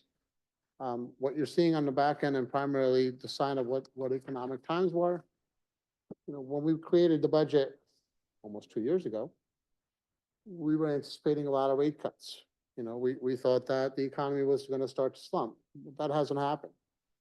Interest rates through most of fiscal year 24 continue to be at high levels. Therefore, we had roughly $5 million of additional revenue. That strong economy also gave us more business privilege tax and EIT. That again is the driving force beyond things that we didn't anticipate at the time the budget was built. When you start looking at the expenses, where you're noticing the biggest variance is going to be on the salaries and benefits. I attribute those to the turnover vacancies. What that means is you have a position, somebody resigns, it may take us a couple of weeks, maybe a month to fill that position. So those vacancy dollars continue to churn. In the case of teachers, you might have somebody that was in a step 7. Now you're bringing them out of step 2 or 3. So there's some savings. So those turnover vacancies is essentially what created those variances. What you're seeing on some of the other ends is where we perhaps didn't spend as equally, like the property is an example where we spent $1.8 million. We had additional revenue. We had some budgetary surplus. We decided to invest in buses, so you guys approved about $1 million in bus purchases. That's why we had the variance. That wasn't initially part of the plan. All in, you're looking at a 1.5% variance of expenses, net of contingencies, so $5 million surplus on that end. So finished the year off relatively well. When you factor all things, we had a $4.466 million transfer that added into our general fund balance. What I will take the few minutes to remind you is we used $7 million to balance our budget. So we used $7 million to balance the budget, got back 4.46. In that process, we lost a couple million. Overall, our fund balance did grow, 72.35 million. And our capital fund restricted is $20 million. This is as of June 30, 2024. We did have the $10 million transfer into the budget, out of the budget, I should say. So we could fund capital repairs primarily at Fountain Hill Elementary School. So moving on to 24-25. Building the budget in 24-25, we were still thinking interest rates are going to start going down, right? We were hearing 4 to 6% lower. Economy might start to slow down. Still hasn't happened. So looking at our main revenue sources, local revenue, you're at 92%. Real estate, you're right in line with what we thought. Delinquent real estate hasn't been collected yet. Act 511 taxes are actually trending right where they're supposed to be. Other sources are doing okay, and the state side is pretty much where we thought they would be. So revenue side, state and local, we're doing fairly well. If you go to the next slide, you can see our federal piece, which again is trending right where we thought we would be. I do want to highlight the other funding sources at the very bottom of that page. That's essentially our refunding of our bonds. It's an accounting entry. It doesn't mean that we made $69 million. It just means we're recognizing the refunding, and then on the expense side, you're going to see the same entry where you recognize the expense. Those are the floating rate notes that you're going to see. That accounts for roughly 25% difference in the revenues and expenses. So if you look at the At the bottom percent, halfway through the year, we've earned about 70% of our revenue that we thought we would earn. Again, we'll have slightly higher revenues just based on the economic factors, but pretty much in line with what we thought we would be. On the expense front, you'll see some line items where we're trending just a little higher than what we had thought we would be. Again, the debt service is the one that's gonna stick out. Seems like we had a $92 million expense. We didn't. Again, that's the accounting entry, but overall, we're about 50% of expenses. You can see salaries and benefits are doing well. At the same time, other tuition and supplies are a little bit higher than what we thought we would be. Next couple of months, we're gonna put a little bit more focus to control those spending. So we'll be on expense front right around where we budgeted. What's helped with some of that? Some of the funding opportunities we've talked through during the last budget cycle. We've had the mental health grants. Those are being used for primarily social work services at Freedom High School. That's $286,000 grant over a 2-year period. Last month, we approved the safety and security assessments. That's being funded through the safety and security grant, $22,500 per year, so that's $45,000 grant. The menstrual hygiene and products grant, $22,000 that basically came out of nowhere, if you ask me. We were definitely not anticipating that one. And we had $377,000 come through from the other safe schools and mental health enhancements. I put a TBD on the public school facility grant because these are grants that are coming through the CFA. So last year, we had committed several $1 million in funding because we were under the impression we would get up to $5 million for projects in a matching grant. Using the Liberty Lab facilities upgrade, that was a $5 million grant we had applied, almost $14 million project. We received $400,000 in aid. We do have the commitment on our books. We do have it planned expense, but based on the amount of match, 400,000, we're likely not going to take on that project. We put a TBD because, things can change. Maybe with a new round of funding, we can get additional money. Not really sure how that'll work. We've also had funds allocated to the point of $4.8 million to replace Governor Wolf, James Buchanan, and Freemansburg's roofs. We applied for $4.8 million. We received $750,000. And last month, we approved the Governor Wolf roof project. We're under the assumption that that roof project will qualify for the reimbursement, and therefore a $2 million roof replacement with the $750,000 match makes it efficient, and therefore we move forward with that project. I will put a little asterisk that that's yet to be approved. We're under that assumption. Hopefully our assumption comes true. So several funding opportunities. Overall, we're trending right around where we thought we would be. Expenses are probably a little higher than we would like. But that doesn't mean we can't control that. Keep in mind the revenue is going to be a little bit higher based on the economic factors as well. So looking into 25, 26. Oops, sorry, Mike. No, that's going to sit there now. Things that we consider as is typical in the budget cycle. We look at the governor's proposed budget. We're especially keeping an eye on federal funding and what that could look like in the upcoming weeks. We look at enrollment trends, competitive awards, environmental factors, things like interest on investments and overall economic conditions. And then we always look at our main source of revenue, which is our real estate assessed values and collection rates.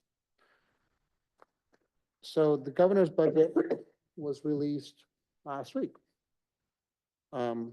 I won't give my personal opinions on how I feel, but these are the numbers that came through. Basic ed funding, $75 million increase in BEF. Last year, that number was 200 million, and when it finally got approved, it was 225. Special ed funding, $40 million increase. Last year, that was 50 million. Adequacy is flat like last year, which is our fair funding formula. And pre-K counts, $15 million increase. We have some of the competitive grants that are continuing to be out there. The one that I'll highlight is the facilities improvements. There's an additional 25 million going through that. That's the Liberty Lab and the roof replacement projects we talked through. And the other grants that's coming in is doubling the amount of investment for student teacher stipends. This more or less is meant to help fill the void from kids that aren't necessarily going to the route of teachers. So stipends are being offered, and in this case, it's doubling the amount. I will say we use this quite frequently. And even though you see it as a revenue line on our end, it becomes an expense automatically, so there's a budget neutral event. And then you still have the continued universal free breakfast and free lunch for those that qualify for reduced lunches. The charter school reform, same as last year, with a little caveat that there's actually a proposal for a tiered tuition formula for special ed. The 8,000 cost didn't get approved last year. Let's see what happens this year. Tiered formula for special ed, I personally would support that. If this goes into place, there's a potential savings of $3.4 million. What the governor's proposal does not include is the cyber charter reimbursement. That was a line item that was added last year to offset some of the increase in charter schools. That was roughly $725,000. That 725 is no longer in the budget proposal. So right off the bat, you're going to have a little bit of loss. What does this mean for BASD? Well, basic ed funding, we may get an additional 679,000, let's say 680. Adequacy investment is going to be 4.5 million. Special ed funding is 207,000. With the loss of the revenue from the charter reimbursement, I think of this as almost a flat budget. We're just focused on the adequacy investment. Speaking of adequacy investment, we had 4.5 million last year. We're proposal to get 4.5 million this year. We primarily use the funds to fund our full day kindergarten and the hiring of certified librarians. Given that there's an additional proposed 4.5 million, question becomes, what do we use this for? And we were having some internal discussions. The thinking in me says, well, we could just use it to offset the charter school tuition. It's going to go up 4 million, there it goes. But we want to be more intentional. We want to make sure what we build out is sustainable for future years. And I put a little asterisk because there's some limited flexibility. While there's a multitude of things that it's available to be used for, it competes directly with pre-K funding. It competes directly with the other Ready to Learn block grant for kindergarten students. Competes with some of the things that we're spending on Title I. So we're going to be very intentional in our budget workshop around what we can use this funds for and how much do we budget. Keep in mind that if you got this money, you're somewhat happy because, it's $4.5 million. School districts that didn't, they're pretty much flat funded, if not negative. So on the bright side, we have something to play with. Looking at things that we can potentially control more directly, enrollment history and projections. Put a little chart together. I know lots of numbers on the top, and then a little graph. Essentially what that's trying to show us is the trend line, where our enrollment has been. So looking at 17, 18, we were at 13.5. Looking at it in terms of where we are today, we're roughly 12,578. Where we projected to go, somewhat stable. This is no different for us than it is across the state, right? Everyone's facing some enrollment challenges. The good news for us is we're somewhat stabilized. So if you look at 24, 25 and look at 29, 30, where we're projected to be, you're almost flat. So 12,500 students is what we're looking to serve. Looks like we're stabilized unless something changes. Again, one of the discussion topics as we build out our budget. What else are we looking at? Well, this should look familiar because I stole it from our facilities team, our capital planning and debt service slide. We've all talked about Fountain Hill and what's happening on that end. We know we're looking at Thomas Jefferson, William Penn. Those are the two in the bottom yellow. Our numbers are too small to really read, but 80% and 86% in terms of improvements as a percentage of renovation. There's over 125 million in potential renovations and improvements. So the CFA grants can go a long way in helping drive some of our improvements. But at this point, we haven't been successful in getting the bulk of the work we've applied for. Why does this matter? Because as we go into things that we've already accomplished, I have a satellite campus, New Fountain Hill, our debt service is gonna grow to 242 million. That's in a short period of time because we're looking at 2027 where New Fountain Hill comes online. That'll put a lot of pressure on our spending and ultimately cut into some of the discretionary unless we do certain things. Either raise additional revenue and alternate means, or look at some of our programming and see where there's some value to be cut. And of course, real estate, our biggest revenue source, just gives you a historical sense of where our tax assessed values have been. I will say, if you looked at this 2.5 months ago, 25, 26 was really, really low. Because of some of the settlements that we've had and some of the things that are happening behind the scenes, our values are somewhat stabilized again. And you can see where, with the exception of the city of Bethlehem, everything else is relatively flat. Overall, you're looking at a 0.4% growth from last year, so somewhat nominal. But if you look at the big picture, at least we're stable. Harry, can you explain why a red-hot real estate market with escalating housing prices is not yielding changes on this graph?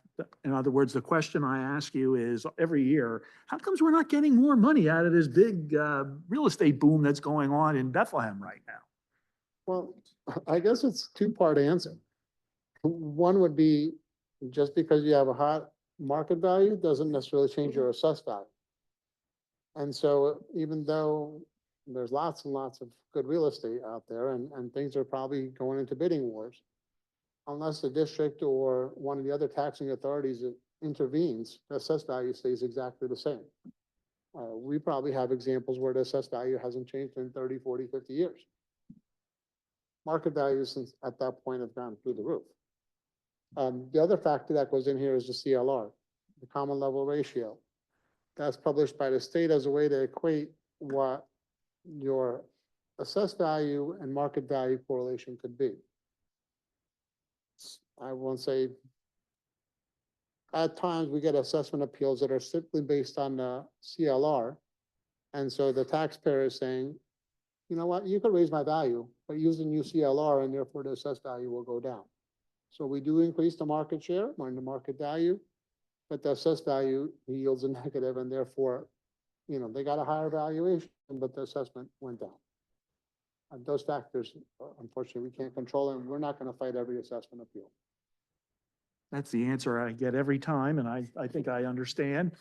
Just to But the, piggyback on but- what Mr. Riskazian said, Northampton County hasn't done a reassessment since 1995. But the expense is related to increased property values and the impact on families and their needs definitely redounds to the expenditures of the school district. It's just that it doesn't keep pace with the value of the real estate that's being sold in the district. So as we look forward, you know, we're sort of looking at our trends, what's worked well, what hasn't worked well. I know a busy slide, lots and lots of numbers. Looking at the first line on above the black local real estate, we've been doing fairly well. Again, we've had stable environment. If you look, 184 million, 185 million, 186 million. We had the tax increase last year, yielded additional results. At the same time, if you look at the state, which is the middle, BEF was 33 million, 33 million, 37 million. Then we followed up with 3 years of historical funding. Well, now those 3 years of historical funding, you saw the BEF projections, they're somewhat starting to flatten out. Federal, we've had the generosity of the COVID dollars, helped offset some of the mitigating factors through COVID, but that money is no longer there, and so you're going back to traditional values of 7.5 million or so. What does that mean? That means over the last couple of years, we've had 6 to 8% of increases in terms of revenue. 23, 24, and 24, 25, we're seeing a 1% and 2%. Well, the expenses continue to trend align with inflation. So you're seeing 7%, 3%, 6, 4, essentially 1% and 2% in the past 2 years versus 6 and 4%. Your revenue is starting to shrink. Your expenses are going to continue to go up. And whether we like it or not, the cost of living goes up, so inflationary factors continue to weigh in. If that continues, we almost have a divide of negative correlation. So revenue goes up, and expenses go the other way. So if you put those trends align into our revenue projections, and we didn't use the new numbers intentionally just to get a fair comparison. You could see that revenues are starting to go somewhat flat, and so we're at 354 for the current year. At the existing rates, you basically see in a flat state projection, 357, I can't even see that number. 364 and 367. So revenues are starting to flatline, more so focused on the state revenue, which we projected at a 2% increase, and the local revenue, which is roughly 1.5%, 2% aligned with what we're seeing on assessment appeals. And for the most part, it's flat state federal funding. If you look on the expense side, just based on the natural growth of expenditures, you'll see that our projected expense is going to be 372 million for 25-26. Again, these are not actual numbers; these are baseline projections. But based on what we're seeing on the trends, we can expect a $14 million deficit. Assuming baseline and no additional interventions, you take this out 3 to 5 years, you're looking at an $81 million deficit. So there needs to be some action again to either enhance our revenue or better control expenses as we move forward. Most of that hit on the, or growth on the expense side is the increased cost for debt service? Well, it's debt service, that's part of that, but salaries and benefits are the other part of that. So we're all competing for the same pool of talent. You know, if we go into negotiations thinking we're not gonna give up some sort of an increase to continue to attract and retain talent, you know, it would be foolish. So we have some assumptions in there that continue to move forward. Other things that are in there is just trends that we see with healthcare. Even though we're self-insured, we still have to keep an eye on what we're spending in terms of medical and prescription. You know, and those things are really hard to predict from year to year because new trends come up. So it's one of the toughest line items that we actually budget for. And the fact that we're self-insured doesn't help. So we can't just pass that on to anybody else. Is that the exploding cost of injectables? Well, yes, that's a Let's big be factor honest, that that's we're what it is. seeing this year. And, you know, it almost came out of nowhere because it's something that you don't think for. So weight loss drugs is what Dr. Silva was asking about. We didn't necessarily build the budget saying, hey, we think more of our employees are going to go on there. We build the budget based on actual values and medical necessities and things of that nature. When you have something come out of nowhere that may or may not be sustainable, it's very hard to budget for. So we will see an increase in our rates just based on what we're seeing today. Very similar to what we've seen in the past, we always have the downward pressure that's coming in from the cost of inflation, right? We talked about medical and RX, you got a $5 to $6 million expense there. That's in addition to our existing. Special ed, an additional increase of $6 million. Debt payments is gonna be $1.5 million. That's just for phase one of the $60 million project. And charter school tuition will increase by $8 million. Actually, that's a typo. That's supposed to be $4 million. I apologize. $4 million? It's gonna increase by $4 million, not $8 million. So you just saved us $4 million? Yeah, Good job. so I apologize. Yeah, Quick on those numbers there. The special education costs are for just our district, not for the extra special education charter school reimbursements. Are correct. those That is separate? just our district Thank you. and the cost of services. On the revenue side, we're gonna continue to explore competitive grants.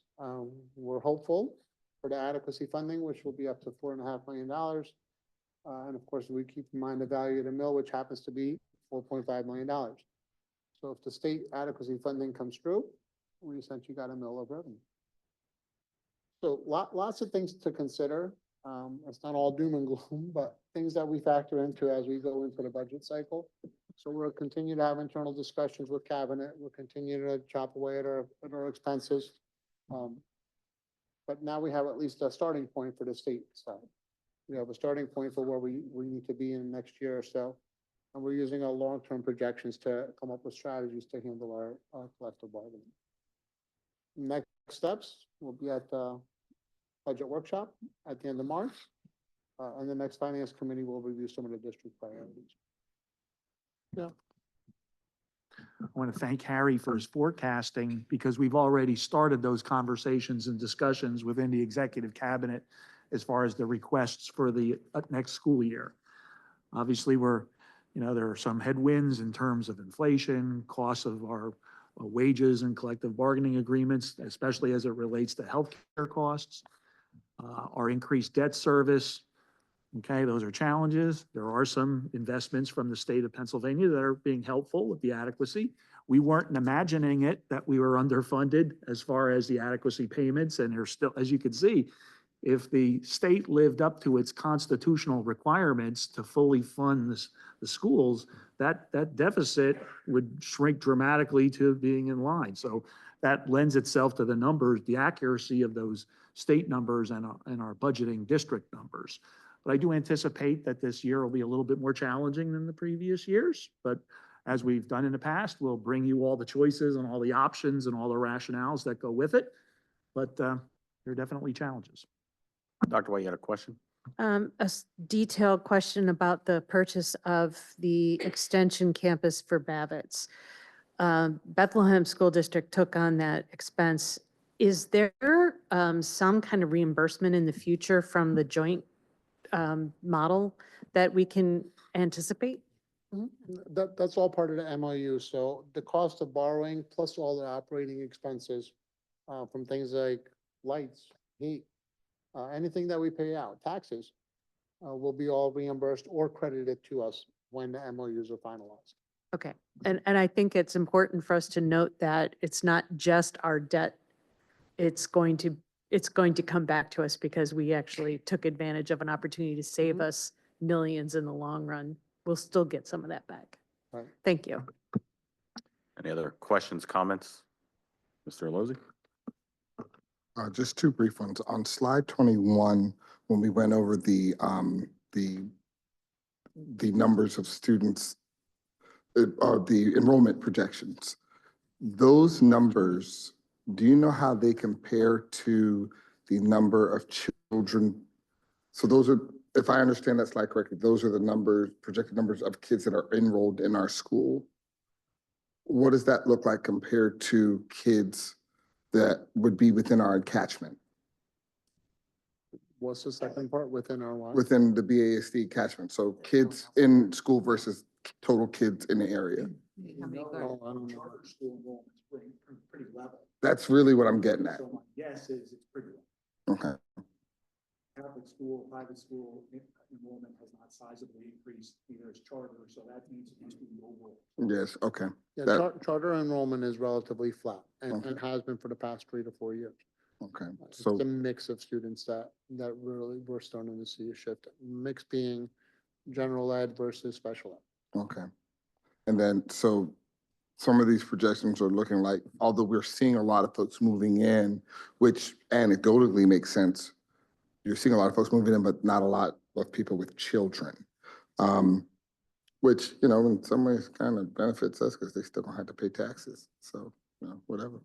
And then the other part with healthcare, the question I'm asking is it's not a hypothetical, but understanding, I'm not saying that we need to do this, but what thought has been put into, or what has the process looked like to shop around in terms of finding a healthcare provider that still provides a reasonable, if not comparable, service as to what our staff has now versus something that's possibly a bit more affordable?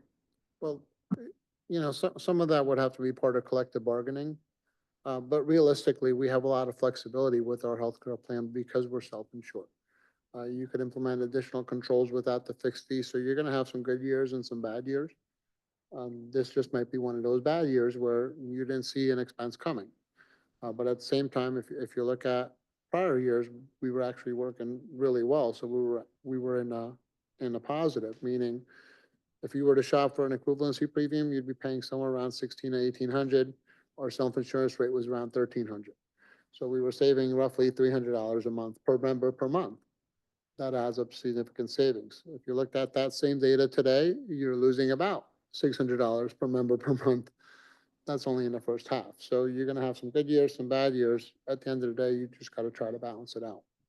Thank you. That's important for the taxpayer to know because some folks could theoretically think, well, just, well, cut it off and get something much cheaper, but you want to provide something, that is comparable or is decent to be within competition within our locality, but also that, you're not going to have a healthcare program that is subpar. And to hear that there are some benefits and some savings that have come in, just sometimes it's a little higher than you expect, sometimes the cost is a little lower. So I just wanted to hear that on the record, just for John Q taxpayer or Jane Q taxpayer when they look at this on YouTube. Yeah, now, that's probably one of the harder pieces of the budget to project out. But we do work with actuaries, we work with the PA Trust, we kind of work with the experts to say, what are we doing right and what can we do to better control trends that you're seeing in the marketplace? So there's a lot of guidance that's offered through the trust, which again makes us flexible without compromising the benefits. Any other questions or comments? Dr. McPooley? Just a quick one. I know that over the last several years, the Peasers expenses, there was the graph that just like kept going like this, but there was this mythical moment where we either like hit the top or even started, are we there? Are we at the top of that mountain? We've been pretty stable, so, Okay. knock on wood, we're hovering right around 34%. We went down just a little bit, we're back up to 34. Current is 33.9, so just a little blip higher. The newest projections, again, actuarial values, it says 38%, and by the end of 32. So it's flatlined out, which is good to see. Should there be any changes in economic indicators, though, that number could spike again. And we always keep an eye on how the state is funding their share of it, so it's more than just us. But to answer your question directly, we're somewhat flat the past 3 years. I think Dr. Beck-Pooley remembers a similar presentation at a budget workshop where we showed the out years of that related to the cost of our retirement contribution. And at that time, you were like, oh, how are we going to be able to get? So in a way, Harry's projections today show that maybe more related to debt service or lack of assessed values. But we've seen big holes before. Any other questions or comments? Does that have a comment or question? Harry, when you calculate some of the projected revenues, real estate tax, do you look at things expiring like LERTAs and some of the other tax incentives? Not so much the LERTAs, but we do look at the Lehigh County and Northampton County, like the development board. What are some of the projects coming on? More so we can get a sense of the interim taxes, when the projects may come online. Again, very challenging to know when something will get approved, if it'll get approved, when it starts. You answered my next question. I was saying, do you anticipate, I know Martin Tower's still kind of being kicked around with some development. There's the old car dealership out in Hanover. There's some projects out in Hanover, Bethlehem Township. Do you kind of look at those and say, well, We keep our eye on it. I wouldn't say it's kind of like, oh yeah, it'll come on June 1st. We just see what's coming out there and try to anticipate it as close as we can. The one thing we track pretty heavily is the pilots. There's been a big push since I've gotten into the office to start settling some of the pilots out for the prior tax years. That's why you're seeing an increase. That trend is not likely to continue as we get through the appeals. all right. Any other questions, comments? All right, we'll move on to agenda items. 4.01, the Babbitt's Articles of Agreement. We'll decide which one we're going to be doing, 2 or 1 after, or 2 or 3 after tomorrow. Any Well, comments on that? We have the 3-party on the agenda with the MOU. We will keep an eye on Northampton and Saucon Valley. So Northampton is going tonight. We anticipate both will pass the 3-party, but we'll keep an eye on both. And then by the time our meeting hits, we'll have either the 3 or the 2. All right. Any questions on 4.01? 4.02, our scheduled meetings next year. Any questions on that? Make. All right, 4.03, Colonial Intermediate Unit 20 IDEA Use of Funds Agreement. This is an annual item. Our allocation is slightly decreased from prior year. And what you'll notice is we also added the allocation for the early intervention program. which is another $11,000. Only the Fund B agreement is in place, but we do get both allocations. Want to make sure you're aware. Any questions on that? 4.04, bid award for the vape detection and school safety devices. Looks like it's the same product, two different companies bid on it. Yeah, we went with the lowest qualified bidder. This is again funded through grants, one of the grant opportunities we discussed during the presentation. And this is for the middle schools and high schools. So we talked about this a couple months ago. Frank, do you know if this is specifically for middle? I said, this is the stuff we talked about a couple months ago for the middle schools and high schools. Yeah. Yeah. All right. Any questions on that? 4.05 donations. Getting $1,000 from the inmates general welfare fund. All right, no questions. 4.06 graduation ceremonies for June 5th and June 6th at Stabler. How about that? I was just looking over the general contract for both Freedom and Liberty. And one of the concerns that I have about the graduation is the noise and crowd behavior. And I'm wondering if we can have a discussion in a future meeting to talk about, can Stabler help us get rid of the air horns? It's a very disrespectful behavior. They get through in the, I mean, can we do a bag check? Can we do something? It is just so rude. And I know that the principals have made statements at the beginning of the ceremony, but it gets out of control. And I just feel so terrible for the families who can't hear their child's name. So I'd like to, I don't know if this is something that we want to inject in the contract, if we could work with security or something, just event management over at Stabler Arena. Because I don't see it specifically in this contract. But I think it's something that we ought to consider. We've had too many ceremonies that are just out of control.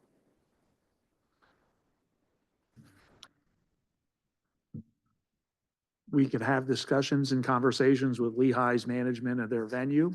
Many times they'll say that's part of the leasees. Right, that's at our expense. I see that. But it's not only the expense, but there's the training. I mean, there's a special crowd control staff that knows how to manage. Well, obviously, we don't allow alcohol in, right? So I'm just wondering if there's a way that when they do the screening to make sure that alcohol isn't coming in, either metal detectors or something, can we do a bag check with them? I think that's a conversation for a high school principals meeting rather than Thank you. a school Oh, board that's meeting. fine. That's fair. I just wanted to introduce the concern that I have, just after attending how many, ever since we've gone back to Stabler, it's insane. All right, Thank you. Mr. Lozey.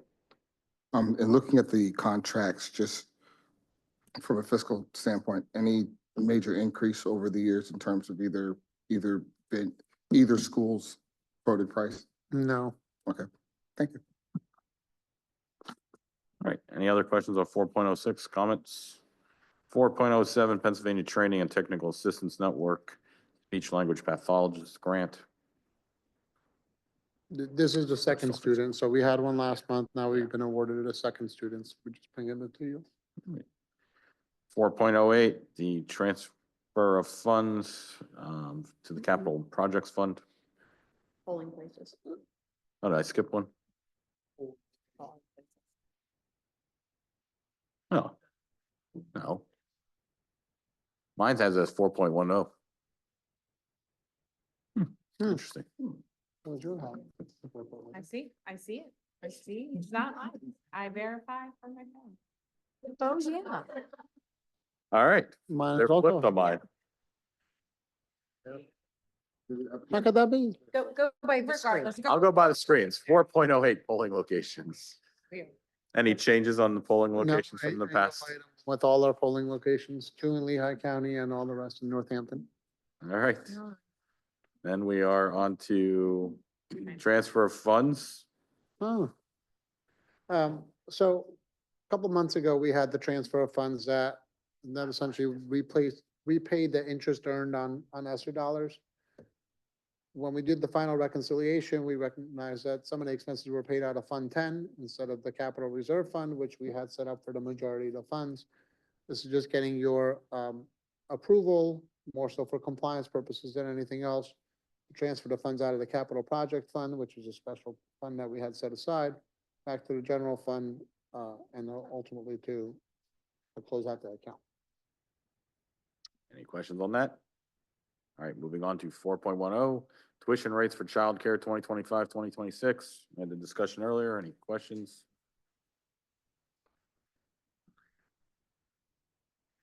No comments on that. Questions? 4.11, minibus purchase. We went out to bid for some minibuses. This is excess funds from us not utilizing the outsourced transportation. We thought it was a good opportunity for us to get in front of it and potentially taking the load off of next year's budget. So with the excess funds, we went out to bid, and Brightbill has received the lowest qualified bid. There's a caveat on this. All these buses must be delivered by June 15, otherwise we will not honor the PO. This way it hits this current year's budget instead of next year's budget. Two questions about the minibus, please. Sorry, may I? Yeah. Thank you. What is the rider capacity of a minibus? 30 to 33 students. Thank you. And this would be used for all BASD purposes, so I'm thinking team transportation as well as daytime transportation. Yes, no? I'll defer to Mark on that one. Thank you. All right, any other questions on the minibus? Mr. Lozey? About how long does a minibus last in our fleet? Well, Mark, you want to? Whatever is the most appropriate answer to be in public.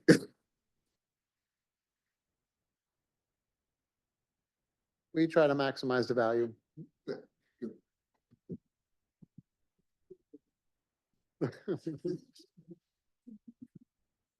So we was in the meeting last year, we had a bus from like or not a bus, a box truck from 1985 still rolling around, so. All right, any other comments on 4.11? Moving on to 4.12 then, authorization to expend 2025, 2026 budget funds and submit E-rate reimbursement for network gateway router equipment.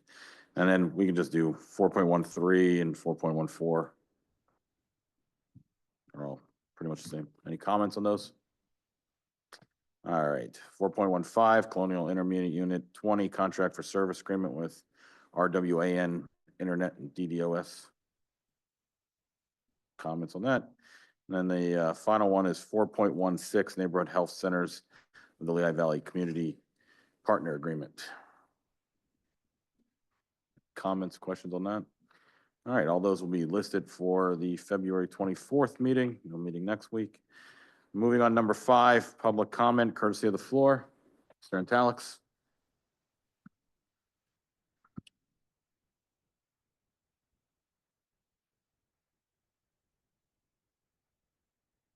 Don't get old, it sucks. Sir, could you mind? Very good, thank you.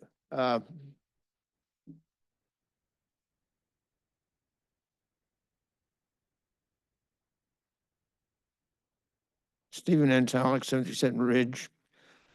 I reached out to Dr. Silva to request some data. A few years ago, our student services office conducted outreach to nearly every child care and preschool in the area to better understand enrollment numbers. Based upon that information, I believe the total number of children in pre-K programs is significantly higher than you might expect. In addition to our 5 pre-K counts classrooms, there are numerous church-based programs that offer free or reduced cost options. When you factor in private for nonprofit childcare centers and families who choose not to enroll their children in a formal program, the number of students without access to pre-K is likely quite small. While ensuring that every child has access to a program would be ideal. The reality of is that we are simply do not have the physical space in our buildings to accommodate additional students. If we had the available capacity, the initiative would be much more feasible. Now, this came from the president of the board. And I'm reading it now because this was private and I'm making it a public discussion, opening it to the public. And as such, at the last meeting, there's an implication that possibly the director of this board are not equal. It didn't come out, but that's the way I interpret it. But the point I'm making is that every one of you took an oath to discharge your duties of office with fidelity. And the responsibilities were to two constitutions, the state and federal, which makes you all equal in power and ability. So therefore, the question is, what's the hard number of students who don't have pre-K? And since there are no facilities here, can you think out of the box and say, what would it cost for them to be taken to a pre-K? So these are things that are open to other board members to get these kids who don't have it into pre-K. Which then brings another area, which I brought up way, way back, and I'll repeat it. The Department of Education in this state designs the course of study for each district.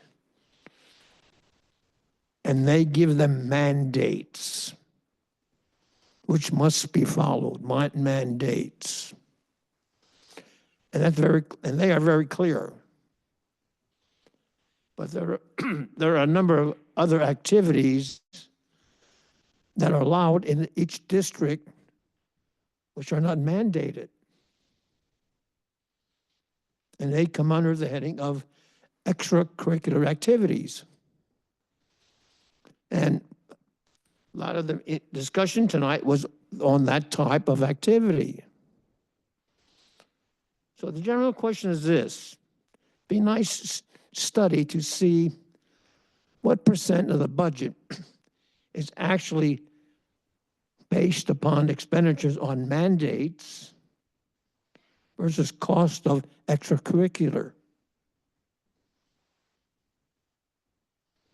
Is there imbalance?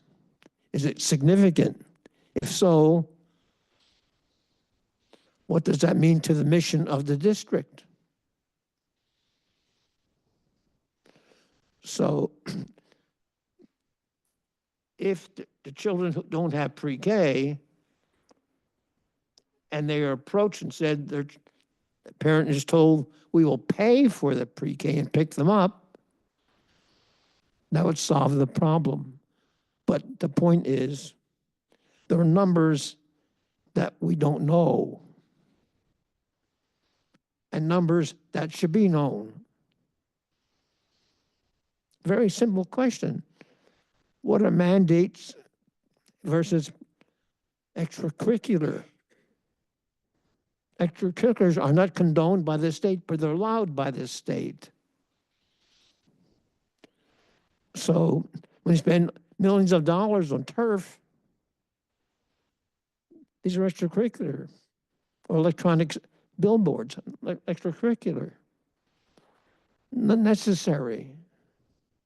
So the point is, how well is the district meeting its mission in educating the underprivileged of our district? And I would look forward to the data. Thank you. Any other comments from the current, any other courtesy of the floor? Seeing none, we'll move into open forum. Anybody for open forum? Just one, Mr. Rashidi.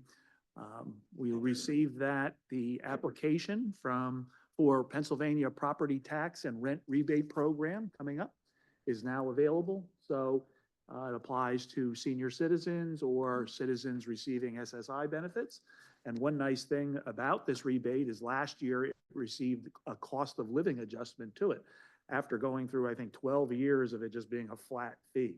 So there's another increase in that. So if you qualify, there are income requirements, but we have a big pile of these applications over in our business office. Please feel free to pick them up. All right, thank you. I just had one comment. If we could get a copy of the year in review and revenue projections emailed to us. All right.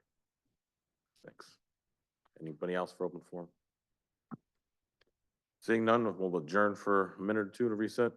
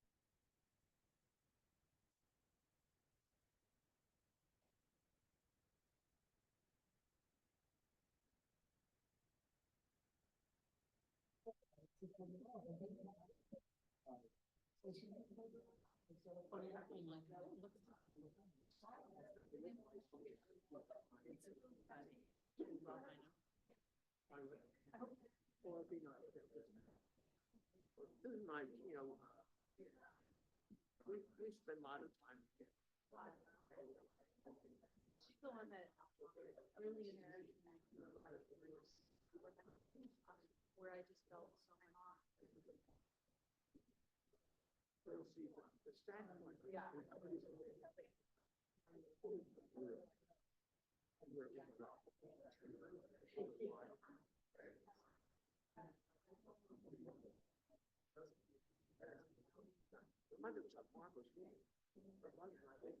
Very close. Susan was there. At least she was over out there, but I don't think she ever had a phone. Oh, I talked to her brother Bill. He says things. I was very close to him. And all the time I was talking to her. Susan says, like, the ending. If you had to get some water,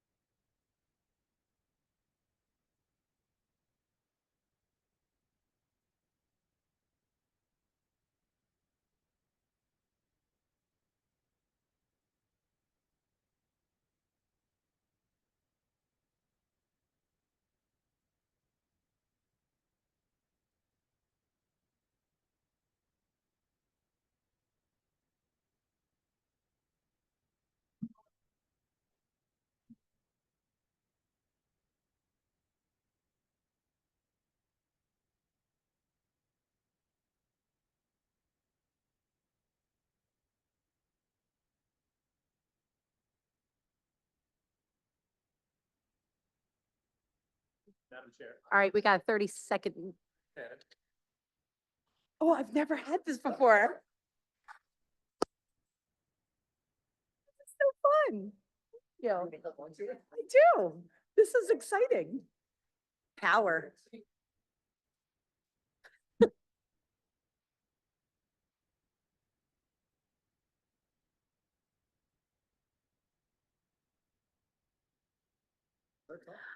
Okay, everyone, thanks for joining us for the Human Resources Committee meeting, February 10th, 2025. First up, courtesy of the floor for agenda items only. There'll be a second one at the end of the meeting for any topic. Seeing none, we're going to go into discussion items. 2.01, Board Policy 815.3, the use of generative artificial intelligence, first reading. Yes, the policy that is presented before you is a base policy from the PSBA group, and then Mark James and Marie Bachman put the BASD twist on it and added some things that were particular to our district. This will also be sent to Kings Pride just for their review, just to round it out. Thank you. Any questions, Dr. Beck-Pooley? Sorry, I will not talk long, but just so I can convey that I've got big problems about how we introduce this material because I see students after they graduate from our schools at the college level, and I will tell you that it's a desperate need to clarify how these tools get used. I don't use them at all because the slippery slope is real.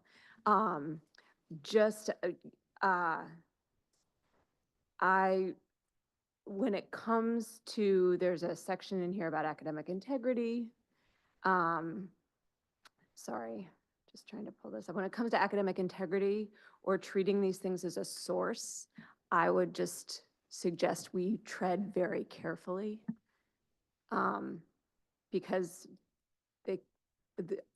I don't know the degree to which we can trust them as a source. I'm not trying to sort of get into the specifics of how we use these tools in the classroom, but I just, to suggest that it's a quotable source for student work makes me nervous.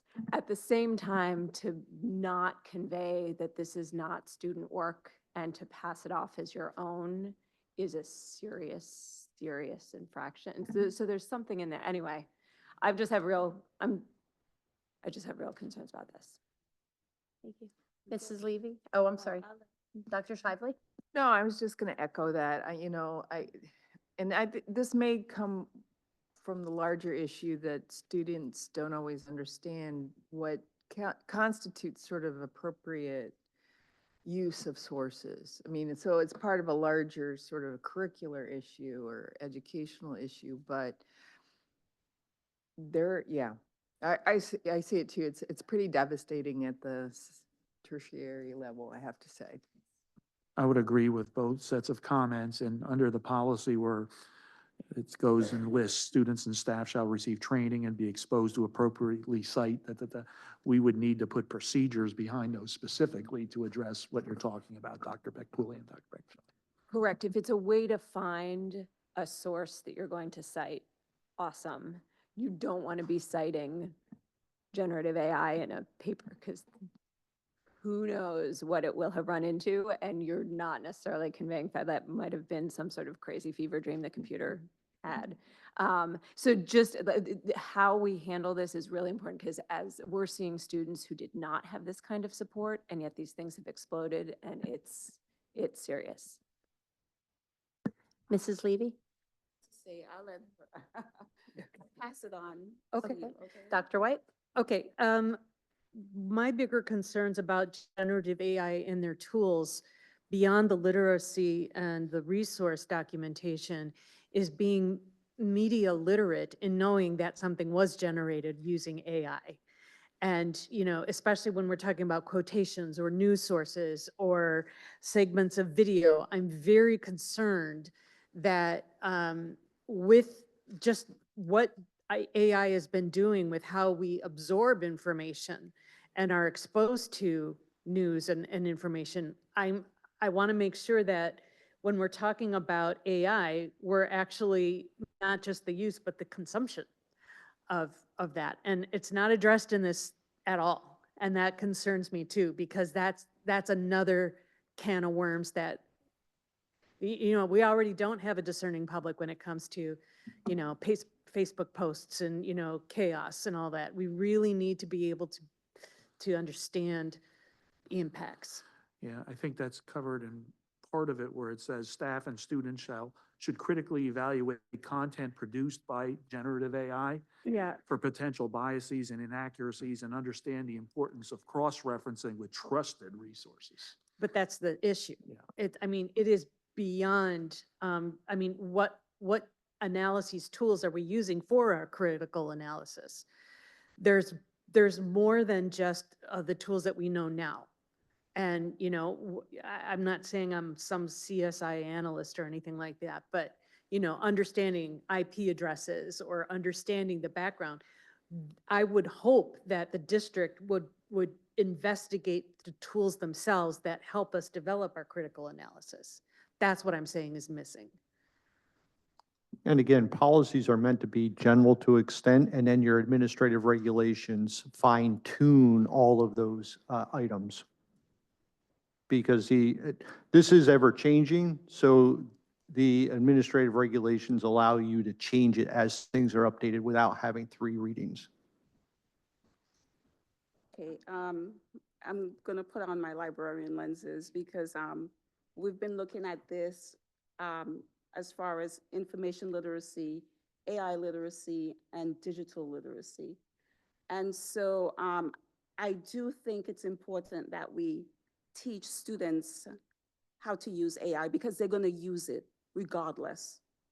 They are going to use it and they're already using it. And so therefore, it is so critical. And I understand the pros and the cons as far as artificial intelligence, because the book that I mentioned last time, as far as Nexus from the Stone Age to AI, that book deals a lot with, you know, the side of the argument, whereas you have to be skeptical. And I understand that side of it. You have to be skeptical about AI. And so therefore, it is important that we teach students how to use this tool. I am looking at the section where you have, you know, AI literacy. And so I was pleased to see I have a check mark because in the beginning, when I started to read this, you know, I was thinking about the ethical aspect of AI, the biases, the algorithm, and also thinking critically. So we have to teach them how to look at, again, it is so complicated. It is so complicated. So we have to teach them how to use it at that particular, whether it's the high school level, so that when they go to the college level, then it even expands even further as far as AI literacy. Because of the simple fact, I know that students are using Google Scholar. I read an article recently pertaining to Google Scholar where they're actually, it's more difficult to decipher whether it's an actual AI tool or if it's actually a scholar that actually wrote that article. So now, you know, again, from the academic level, we have, you know, retraction and so forth. So we have to have somebody monitoring. But again, at the high school level, it is extremely critical that we break it down. We break down the information as far as when using these tools. For example, use an example, whereas could you decipher if this is an AI tool or if it's actually written by a reputable person? So how do we teach the students to decipher that? This is where that critical thinking skill comes in. And again, where you have the section, again, AI literacy for staff and so forth. And so I'm happy that you are going to educate the faculty how to use AI so that they could then teach the students how to use it in a critical way, in a knowledgeable way. But what I do have an issue with is the parent aspect. Again, you know, what's going to happen, maybe you're going to have to create some kind of a workshop to educate parents because it's extremely complicated if you're not knowledgeable about a particular subject. So if a parent is not knowledgeable about, you know, let's say literature and a particular piece of literature, you know, how are they going to decipher whether it's an AI or whether it's somebody that's actually wrote this article who is versed in that particular field. So again, I think, I'm happy that there are certain things here, but I think we have to look more deeply at analyzing and how we're going to actually go through the process of educating our kids in the use of AI. I think it's real important too, just to clarify, this is the first reading and this is a very broad overview and it has nothing to do with scope and sequence, which is something that our administration will be putting together. So if I think out of consideration of time, if there are specific questions or concerns that you do have, I think it would be really good to share them, with the other members of the board. So that way I can talk to our HR committee head or committee chair, and we can also go there. But I don't think it is our job right now to get into the nitty gritty of what the administration's going to be putting together. Right, and I understand that, but I just wanted to bring certain Absolutely. knowledge, certain information to the group and anyone that's also listening online, because, if they see this, again, it's huge. It's No, huge, absolutely. and it's complicated. Yep. Thank you. Dr. Beck-Pooley? Sorry, just real quick, in the consequences for inappropriate use section, I just want to make sure that disciplinary action is inclusive of sort of academic punishment. Because if generative AI generated or AI generated content is handed in as if it's the student's work, that's not necessarily like, well, you lose access to your Chromebook. That's, no, you don't get credit for this assignment. And so I just wanted to make sure that that section speaks to the disciplinary action there is also, yes. Mrs. Levy? Yes, and also, I am part of this AI team, so if you guys need any feedback or any help, I'm part of an AI team at Moravian University. So we're looking at this really closely. Awesome. Thank you. Any other questions on this? I know we're going to be talking about this again, so, okay. Perfect. Any information items for this evening, sir? None this evening. Awesome.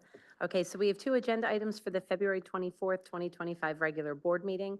First up is going to be 4.01, renewal of annual frontline education subscriptions. The district uses a number of the solutions from Frontline. A majority of them are used from the human resource aspect, but then Mark James's department uses the professional growth module. So his department will actually pay for that line item. The reason we have to bring it to the board is because the dollar amount is above the threshold. So we need approval, even though it's worked into our budget. Any questions on this? Okay, you'll be seeing that on the 24th. Next up, 4.02, Memorandum of Understanding, St. Luke's University Health Network for the Innovation Lab Intern Volunteer Experience. This is an MOU with St. Luke's, which will enable our students to have hands-on experiences. Wonderful. Any questions or concerns on that? Okay, you'll be seeing that on the 24th as well. Next up, we have courtesy of the floor for any topic. Okay, seeing none, open forum. I just wanted to publicly acknowledge Susan Vitez, who was a very, very generous person in our community, was involved in a lot of activities, and she and her brother William Vitez had established a wrestling scholarship for Liberty High School in their father's name. She was also present at a few of the meetings when there were awards from the Steelworkers Archive. She was part of the initiation of the Sister Cities for the Slovenian Sister City. I met her performing with the Lehigh Philharmonic. I mean, this woman was everywhere. And our relationship deepened with her Steeples and Steels tour. And there was passion and purpose in Susan's work. And her services are Friday of this week at Ken Tell Me Long Funeral Home. Visitation with family. I think it's, her family is now William Vites and his wife. That's, and a few nieces and nephews. Visitation is 9 to 11. The service will be at the funeral home at 11. Burial will be then in Niski Cemetery directly after. She was a great woman, and I hope that we can have a moment to just honor her work and follow her lead. Thank you. Thank you. Anyone else for open forum? No executive session tonight. Oh. All right. Well, seeing nothing else, can I have a motion to adjourn? Thank you. Wow, they're racing out. Thank you, everyone. And happy Valentine's Day.